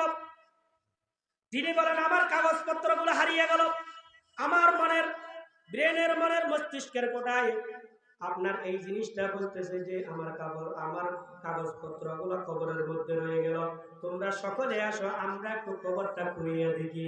ইনারা বললেন, শরীয়তের যদি কোনো বাধা না থাকে তাহলে আপনি খুলতে পারেন, অসুবিধা নাই। সবাই একতাবদ্ধ হয়ে যখন কবরস্থানে গেল, মাটি খোঁড়া শুরু করলো। করতে করতে যখন মাটি সরানো হলো, এবার বাঁশ আছে না, বাঁশ দেয় না, একটা বাঁশ তুলল। দেখতেছে তোলার সাথে সাথে ওই কবর থেকে মেশক আম্বরের খুশবুই সমস্ত জায়গায় মুখরিত হয়ে গেল। সুবহানাল্লাহ। এই কথা দেখার পর হুজুরে বলতেছে, আরো কুলো, বাঁশ আরো কুলা হলো। খুলতে দেখেন কবরটাকে সুন্দর সুন্দর ফুল দিয়ে, লাল সবুজের গালিচা, বেহেশতির ডেকোরেশন দিয়ে কবরটাকে কেউ সুসজ্জিত করে রাখলো। সুবহানাল্লাহ। কাদেরে কুদরত দারি বরকামাল, আনতা হাসিবি আনতা রব্বি যুল জালাল। এটা করতে পারেন কে? আল্লাহ। তিনি দেখলেন কবরের ভিতরে নামলেন, 1 ঘন্টা, আধা ঘন্টা, 1 ঘন্টা কিংবা 1.5 ঘন্টা ব্যবধানে যে কবরের মধ্যে আগে নামলো মাটির কবর, সেই কবরটা এখন উন্নত মানের স্প্রে দিয়া আপনার স্প্রে করে লাগলো, সুন্দর সুন্দর ফুল দিয়ে সাজায় রাখলো, সুন্দর সুন্দর গালিচা বিছিয়ে দিল। এই গালিচা বিছাইলো কে? এত সুন্দর রুমে স্প্রে করলো কে? কাগজগুলা দেখতেছে এক সাইডে সুন্দর করে থাকের মধ্যে লাগানো আছে। ওই ব্যক্তি উঠিয়া কাগজগুলা নিয়ে আবার আগের মতো খবরটাকে হোমওয়ার্ক করে দিল, আগের মতো বানিয়ে দিল। এখন তিনি বলতেছে আর চাকরির কথা ইয়াদ নাই, স্মরণ নাই। এখন তিনি চিন্তা করতেছে এই ব্যক্তিটা কোন আমল করলো, আমল করার কারণে খবর দিতে দেরি, আসমানি ওয়ালা বেহেশতি ডেকোরেশন করতে দেরি করে না। সুবহানাল্লাহ। আমলটা তো আমারও দরকার আছে, নাই দরকার আছে না ভাই? ওই ব্যক্তিরও দরকার আছে। সে বলল, যাক চাকরির কথা শেষ। মানুষকে জিজ্ঞাসা করলো, ভাই এই ব্যক্তির কোন উত্তরসূরি আছে কিনা একটু আমাদেরকে বলেন। হদা আছে, তিনার একটা সুন্দর মেয়ে আছে, কন্যা আছে, পর্দানসীন ভাবে মহিলাটা ঘরে থাকে। এই কথা বলার পর বলো, চলো আমাকে নিয়ে যাও। যাওয়ার জন্য রাজি হয়ে গেলেন। যাওয়ার পর পর্দার মাধ্যমে মেয়ের সাথে কথা বললেন, মা তুমি একটু বলো তোমার আব্বা এমন কি আমল করলো যে আমলটা আমারও দরকার আছে, একটু বলো। আমি তো এমন কোনো আমল করতে দেখি না। আমার আব্বা কৃষি কাজ করতো, আমার আব্বা দিন মজুর কাজ করতো। সারাদিন কাজ করার পর দৈনিক 1 ঘন্টা সময় আমার ঘরের একটা উপরি জায়গা ছিল, একটা কাজ ছিল, ওই কাপড় দিয়ে বেছানো ফেসানো একটা বই আছে, বইটা নিয়ে খুলিয়া বসিয়া আমার আব্বা পুকুরে গিয়ে আগে সুন্দর করে উজু করতো। উজু করার পর এই জায়গাতে বসতো, বইটা খুলিয়া কয়েকটা শব্দ সারা জীবন বলছে। এটা আমরা দেখছি, মুখস্থ হয়ে গেছে। আমরা ভয়ে কখনো ওই কিতাবটা খুলিয়া দেখি নাই। এই জন্য আমার আব্বা কি বলে, ये भी सच कहा, ये भी सच कहा, ये भी खुदा का फरमान है। এটো আল্লাহ সত্য বলেছেন, এটো সত্য বলেছেন, এটো আল্লাহর আদেশের মধ্যে থেকে একটা আদেশ। আর দেখতাম এগুলা বলে বলে আমার আব্বা শুধু কান্নাকাটি করত, চোখ দিয়ে শুধু অশ্রু ঝরত। এই কাজগুলা ছাড়া আমার আব্বা এমন কোন আর আমল আমরা দেখি নাই। হুজুর গিয়ে দেখেন, আর তিনি বুঝতে দেরি করলেন না। মা তোমাকে আর কিছু বলতে হবে না, আমি নিজে গেব। যাওয়ার পর ওই তাক থেকে বইটা নামাইলেন। বইটা নামানোর পর বললেন, বাবা তুমি একটু বলো তোমার আব্বা এমন কি আমল করলো যে আমলটা আমারও দরকার আছে, একটু বলো। বইটা খুলিয়া কয়েকটা শব্দ সারা জীবন বলছে। এইটা আমরা দেখছি, মুখস্থ হয়ে গেছে। আমরা ভয়ে কখনো ওই কিতাবটা খুলিয়া দেখি নাই। এই জন্য আমার আব্বা কি বলে, খুলিয়া দেখলেন, খোলার পর দেখে সেটা কোনো বাংলা ডিকশনারি নয়, ইংরেজি কোনো বই নয়, কোনো পত্রিকা নয়, সেটা হলো 30 পারা কোরআন, कुरान शरीफ जोरे बोलें सुभान अल्लाह। जिस शख्स ने कुरान को सीना में बसाया, फिरदौस मुअल्ला में मकान अपना बनाया, 10 अहल जहन्नम की सुपारिश वो करेगा, फिरदौस में लेकर वो उन्हें साथ चलेगा। अहि मोमिन करते रहो कुरान की बाती, कुरान में भी है बिशफा और दवा भी। जिस शख्स की औलाद हुई हाफिज कुरान, महशर में मिलेगा उसे ताज दरख्शान। जोरे बोलें मरहबा। বুঝতে দেরি করলেন না, ওই ব্যক্তিটা কোরআন পড়তে পারে না, শব্দগুলা কেমন হবে সেটাও শিখতে পারে নাই। এরকম মানুষ এখানে আসে না নাই? আসে না নাই? জোরে বলেন আসে না নাই? আছে। এই ব্যক্তি কোরআন অশুদ্ধ নয়, অশুদ্ধ হতে পারে না, শুদ্ধ বিশুদ্ধ তেলাওয়াত করতে পারে না।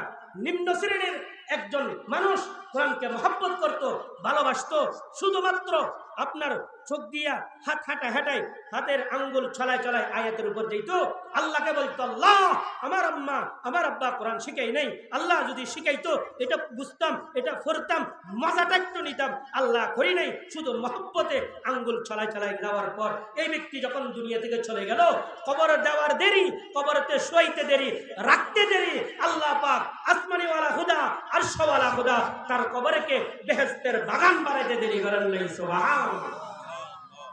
মুসলমান ভাইরা আমার, হাদিসের মধ্যে আছে আল্লাহর নবী বিশ্ব নবী মুহাম্মদুর রাসূলুল্লাহ সাল্লাল্লাহু আলাইহি ওয়াসাল্লাম বলেন, ইযা উজিয়াল মাইয়িতু আলা কবরিন জাআল কুরআনু ইনদা রাসিহি।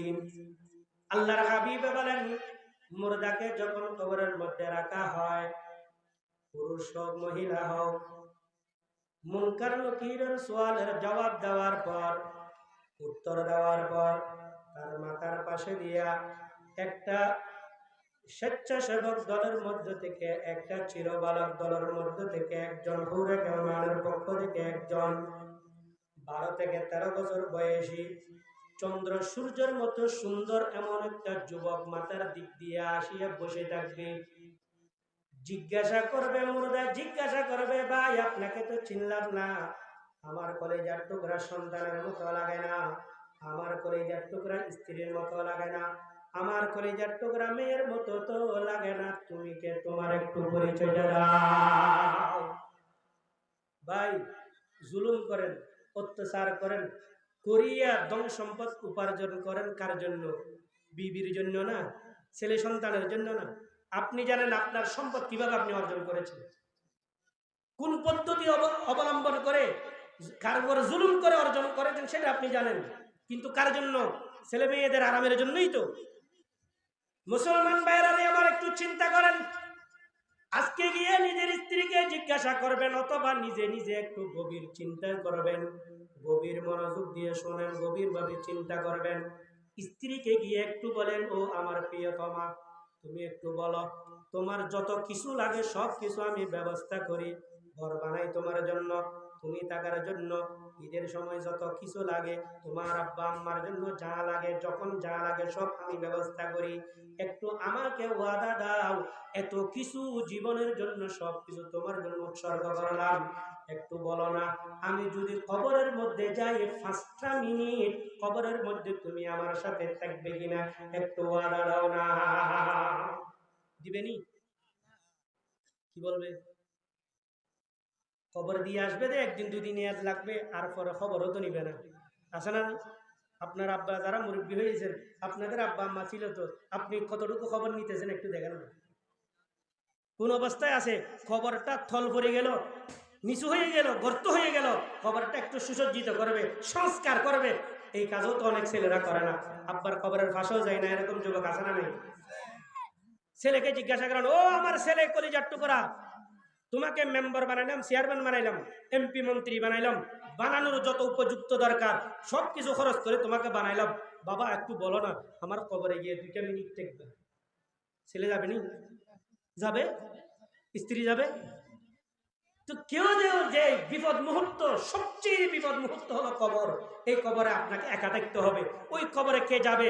রসুল হাদিসের মধ্যে বলে দিয়েছেন, যা আল কোরআন ইনদা রাসিহি, আপনার মাথার পাশে গিয়া 30 পারা কোরআন যুবকের সূরত ধরিয়ে আপনার পাশে বসে থাকবে। জোরে বলেন সুবহানাল্লাহ। জিজ্ঞাসা করবে, আপনি কি আমার ছেলের মতো লাগে না, আমার কন্যার মতো লাগে না, আমার মেয়ের মতো লাগে না, কে তুমি একটু পরিচয় দাও। সে বলবে, তুমি আমাকে চিনো নাই, তুমি তো দুনিয়ার টাকা অবস্থায় আমাকে বন্ধু বানিয়েছিলা। বন্ধুর পরিচয় হলো বিপদ মুহূর্তে সারা দিলে সে হলো প্রকৃত বন্ধু। তুমি এখন কবরের মধ্যে আসেছো, এর চেয়ে বড় বিপদ আর হতে পারে না। তোমার স্ত্রী আসে নাই, তোমার ছেলে আসে নাই, তোমার মেয়ে আসে নাই, তোমার আত্মীয় স্বজন শাশুড় শাশুড়ি বিয়ার কেউ এখানে আসলো না। এর চেয়ে বিপদ মুহূর্ত আর হতে পারে না। দুনিয়ার টাকা অবস্থার মধ্যে তুমি এই কোরআন পড়েছিলা, কোরআন তেলাওয়াত করেছিলা, কোরআনের সাথী হয়েছিলা, কোরআন পড়ার জন্য তুমি উদ্বুদ্ধ করেছিলা, মাদ্রাসায় টাকা দিয়েছিলা, মাদ্রাসা চলার জন্য ব্যবস্থা করে দিয়েছিলা। সেই বলবে, তুমি দুনিয়ার টাকা অবস্থায় ফজরের নামাজের পরে দিয়া সূরা ইয়াসিন তেলাওয়াত করেছিলা, সেটা হলাম আমি। জোহরের পরে জোহরের নামাজের পরে দিয়া সূরা ফাতিহা তেলাওয়াত করেছিলা, সেটা হলো আমি। আসরের পরে দিয়ে সূরা নাবা তেলাওয়াত করেছিলা, সেটা হলো আমি। মাগরিবের নামাজের পরে সূরা ওয়াকিয়া তেলাওয়াত করেছিলেন, সেটা হলো আমি। আপনার এশারের নামাজের পরে দিয়ে সূরা মুলুক তাবারাকাল্লাযী তেলাওয়াত করেছিলা, সেটা হলো আমি। এবং শুক্রবার জুমার দিন সূরা কাহাফ তেলাওয়াত করেছিলা, সেটা হলো আমি। তুমি যখন সময় পাইতা গাড়িতে করে যখন তুমি দিনাজপুর সদরে যেতেছিলা, গানের মুখ দিয়ে গান না গাইয়া, আপনার খাওয়ালি গান, বিভিন্ন নর্তকী গান না গাইয়া তুমি নিজে নিজে বলতা যে সূরাগুলো মুখস্থ ছিল, ওই সূরাগুলো তুমি তেলাওয়াত করতা। বিসমিল্লাহির রহমানির রহিম, কুল হুয়াল্লাহু আহাদ, আল্লাহুস সামাদ, লাম ইয়ালিদ ওয়া লাম ইউলাদ ওয়া লাম ইয়াকুল লাহু কুফুয়ান আহাদ। সূরা ইখলাস কেউ যদি একবার পড়ে, 10 পারা কোরআন শরীফ পড়লে যত সওয়াব হয় তত সওয়াব তার আমলনামায় দান করে। সুবহানাল্লাহ। আপনি সূরাতুল ইখলাস তেলাওয়াত করতে করতে দিনাজপুর সদরে গেলেন, যাওয়ার সময় অন্তত 10টা 12 সূরা ইখলাস যদি আপনি পড়েন, আপনার জন্য 3 খতম 10 পারা কোরআন শরীফ পড়লে যত সওয়াব হয় তত সওয়াব আমলনামার মধ্যে লিপিবদ্ধ করা হলো। সুবহানাল্লাহ। আর দৈনিক 100 বার যদি সূরা ইখলাস পড়েন, 33 খতম 10 পারা কোরআন শরীফ পড়লে যতগুলা সওয়াব হয় ততগুলা সওয়াব আপনার আমলনামায় লিপিবদ্ধ করা হবে। সুবহানাল্লাহ। আল্লাহর হাবিব আরেকটা ঘোষণা দিয়েছেন, যারা 10 বার সূরা ইখলাস পড়বে তার জন্য জান্নাতের মধ্যে, বেহেশতের মধ্যে একটা বাড়ি বানানো হবে। সুবহানাল্লাহ। قال النبي صلى الله عليه وسلم من قرأ سورة الإخلاص 10 مرات بنى الله له بيتا في الجنة। আমার উম্মতের নরনারী যারা 10 বার সূরা ইখলাস পড়বে তার জন্য বেহেশতের মধ্যে একটা দালান তৈরি করা হবে। সুবহানাল্লাহ। আপনারা যারা আছেন এত বয়সে একটা ফাঁকা ঘর বানতে পারছেন, 70 বছর কাটাই দিলেন, একটা ছেলে মেয়েদের জন্য উন্নত মানের ঘর তৈরি করতে পারেন নাই, আসে না নাই? সেমি ফাঁকা ইটের উপর টিন সিট করিয়েও ফারান নাই, যেরকম মানুষ আসে না নাই? কিন্তু রসুল এমন একটা আমল দিল, 3 বার সূরা ইখলাস পড়ো, 10 বার পড়ো, তোমার জন্য বেহেশতে ঘর তৈরি হতেই থাকবে। জোরে বলেন সুবহানাল্লাহ। কোরআনে বলবে আমি হলাম 30 পারা কোরআন। এই কোরআনে বলবে আমি এখানে আসলাম, আল্লাহ আমাকে একটা যুবকের সূরত ধরে পাঠালো। তুমি মানুষ যেরকম বিবাহ করলে বাসর রাতে যেরকম বাসর করলে দুনিয়াদারি আর খবর থাকে না, ঠিক তদুরূপ ভাবে তুমি এখন ঘুমাও, কিয়ামত পর্যন্ত ঘুমাও। মাথার দিক থেকে কোনো সাপ বিচ্ছু বিষাক্ত জিনিসের আক্রমণ করার জন্য আমি 30 পারা কোরআন তোমাকে দিব না। সুবহানাল্লাহ। আরামে ঘুমান। সাপ বিচ্ছুর আপনি একটু বলেন, বিষাক্ত সাপ থাকে কোথায়? বলেন না, কোথায় থাকে? যত বিষাক্ত জিনিস আছে থাকে কোথায়? মাটির নিচে। আপনার কবরে যে বিষাক্ত জিনিস নেই কিভাবে বলবেন আপনি? থাকতে পারে না? বিষাক্ত জিনিস, সাপ, বিচ্ছু, যত রকমের বিষাক্ত জিনিস আছে মাটির ভিতরে থাকে। গো ভাই, আমল করেন। বিপদের সঙ্গে হলো কে? কোরআন শরীফ। এই কোরআন শরীফকে আপনি সাথী বানান, সঙ্গী বানান। আল্লাহ পাক রব্বুল আলামিন হাফেজে কোরআনকে বলবে, ইকরা ওয়ারতাকি, তুমি কোরআন শরীফ পড়ো আর একতলাতে উঠতে থাকো। ওয়ারাত্তিল কামা কুনতা তুরাত্তিল ফিদ দুনিয়া, যেরকম দুনিয়ার মধ্যে তরতিলের সাথে সহিহ শুদ্ধভাবে উচ্চারণের সাথে তরতিলের সাথে যেরকম দুনিয়াতে কোরআন তেলাওয়াত করেছিলা ওই রকম ভাবে তেলাওয়াত করতে থাকো। ওয়ারাত্তিল কামা কুনতা তুরাত্তিলু ফিদ দুনিয়া ফা ইন্না মানজিলাকা ইনদা আখিরি আয়াতিন তাকরাউহা, তাদেরকে বলবে তুমি পড়তে থাকো। এক আয়াত পড়বে এক তালাতে উঠবে, আর এক আয়াতে পড়বে আর এক তালাতে উঠবে, আর এক আয়াত পড়বে আর এক তালাতে পড়বে। এরকম 6666 তালার মধ্যে হাফেজে কোরআন হক্কানি আলেমে রব্বানীদের স্থান হবে। জোরে বলেন সুবহানাল্লাহ। 6666 তালা। পৃথিবীতে এমন কোন বৈজ্ঞানিক আছে নি, এমন কোন দার্শনিক আছে কি, এমন কোন এরকম কোন ধনী ব্যক্তি আছে 6666 তালা নির্মাণ করতে পারছে? আছে? আল্লাহ রসুল বলেছেন যে আপনার শেষ আয়াত যেখানে আপনার স্থান হবে সেখানে। জোরে বলেন সুবহানাল্লাহ। আপনার নাতি একটা 66 তালায় থাকবে, আপনাকে নিচতলায় দিবে না কি ভাই? আপনার নাতি যদি 66 তালাতে থাকে, শুধু 66 না, 6666 তালা, ওই তালাতে সেই যদি একা থাকে, এবার আপনি চিন্তা করেন আপনারা কি একটা তালা দিলে অসুবিধা আছে? আল্লাহর আল্লাহ আমি এনে থাকবো, আমার আব্বা জাহান্নামে, কেমন হয়? আব্বারা দেন না। হাদিসে আছে 10 জনের ব্যাপারে সুপারিশ করবে, এগুলা কারা হবে?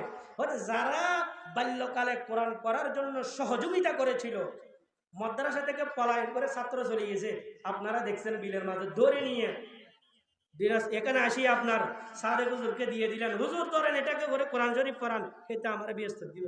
সুবহানাল্লাহ। তো ধরা দিয়েছেন যে এই ব্যক্তি আপনার জন্য সুপারিশ করবে। আব্বা ভাই যেগুলো বলছে মাদ্রাসার লেখাপড়া কি দরকার, কেজি স্কেলে যাও, এখানে যাও, এদের ব্যাপারে ছেলে সুপারিশ করবে না। খেয়াল রাখবেন, সুপারিশ করবে কার জন্য? যারা তাকে কোরআন শরীফ পড়ার জন্য, ইসলামী শিক্ষা শিখার জন্য উদ্বুদ্ধ করেছিল, সহযোগিতা করেছিল, ওদের জন্য আগে সুপারিশ করবে। মুসলমান ভাইয়েরা আমার, তাদের আব্বা আম্মা গুলা ফাঁসে দাঁড় করানো হবে। ও হাফেজে কোরআনের আম্মা, তুমি একটু আসো পাশে দাঁড়াও। ও হাফেজে কোরআনের আব্বা, তুমি একটু পাশে দাঁড়াও। চিন্তা করেন আপনারা সবাই এখানে, আমরা উপরে।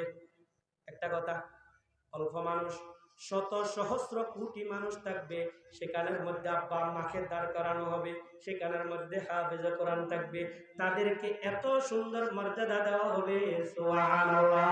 দুনিয়ার মধ্যে মর্যাদা আর পাই নাই।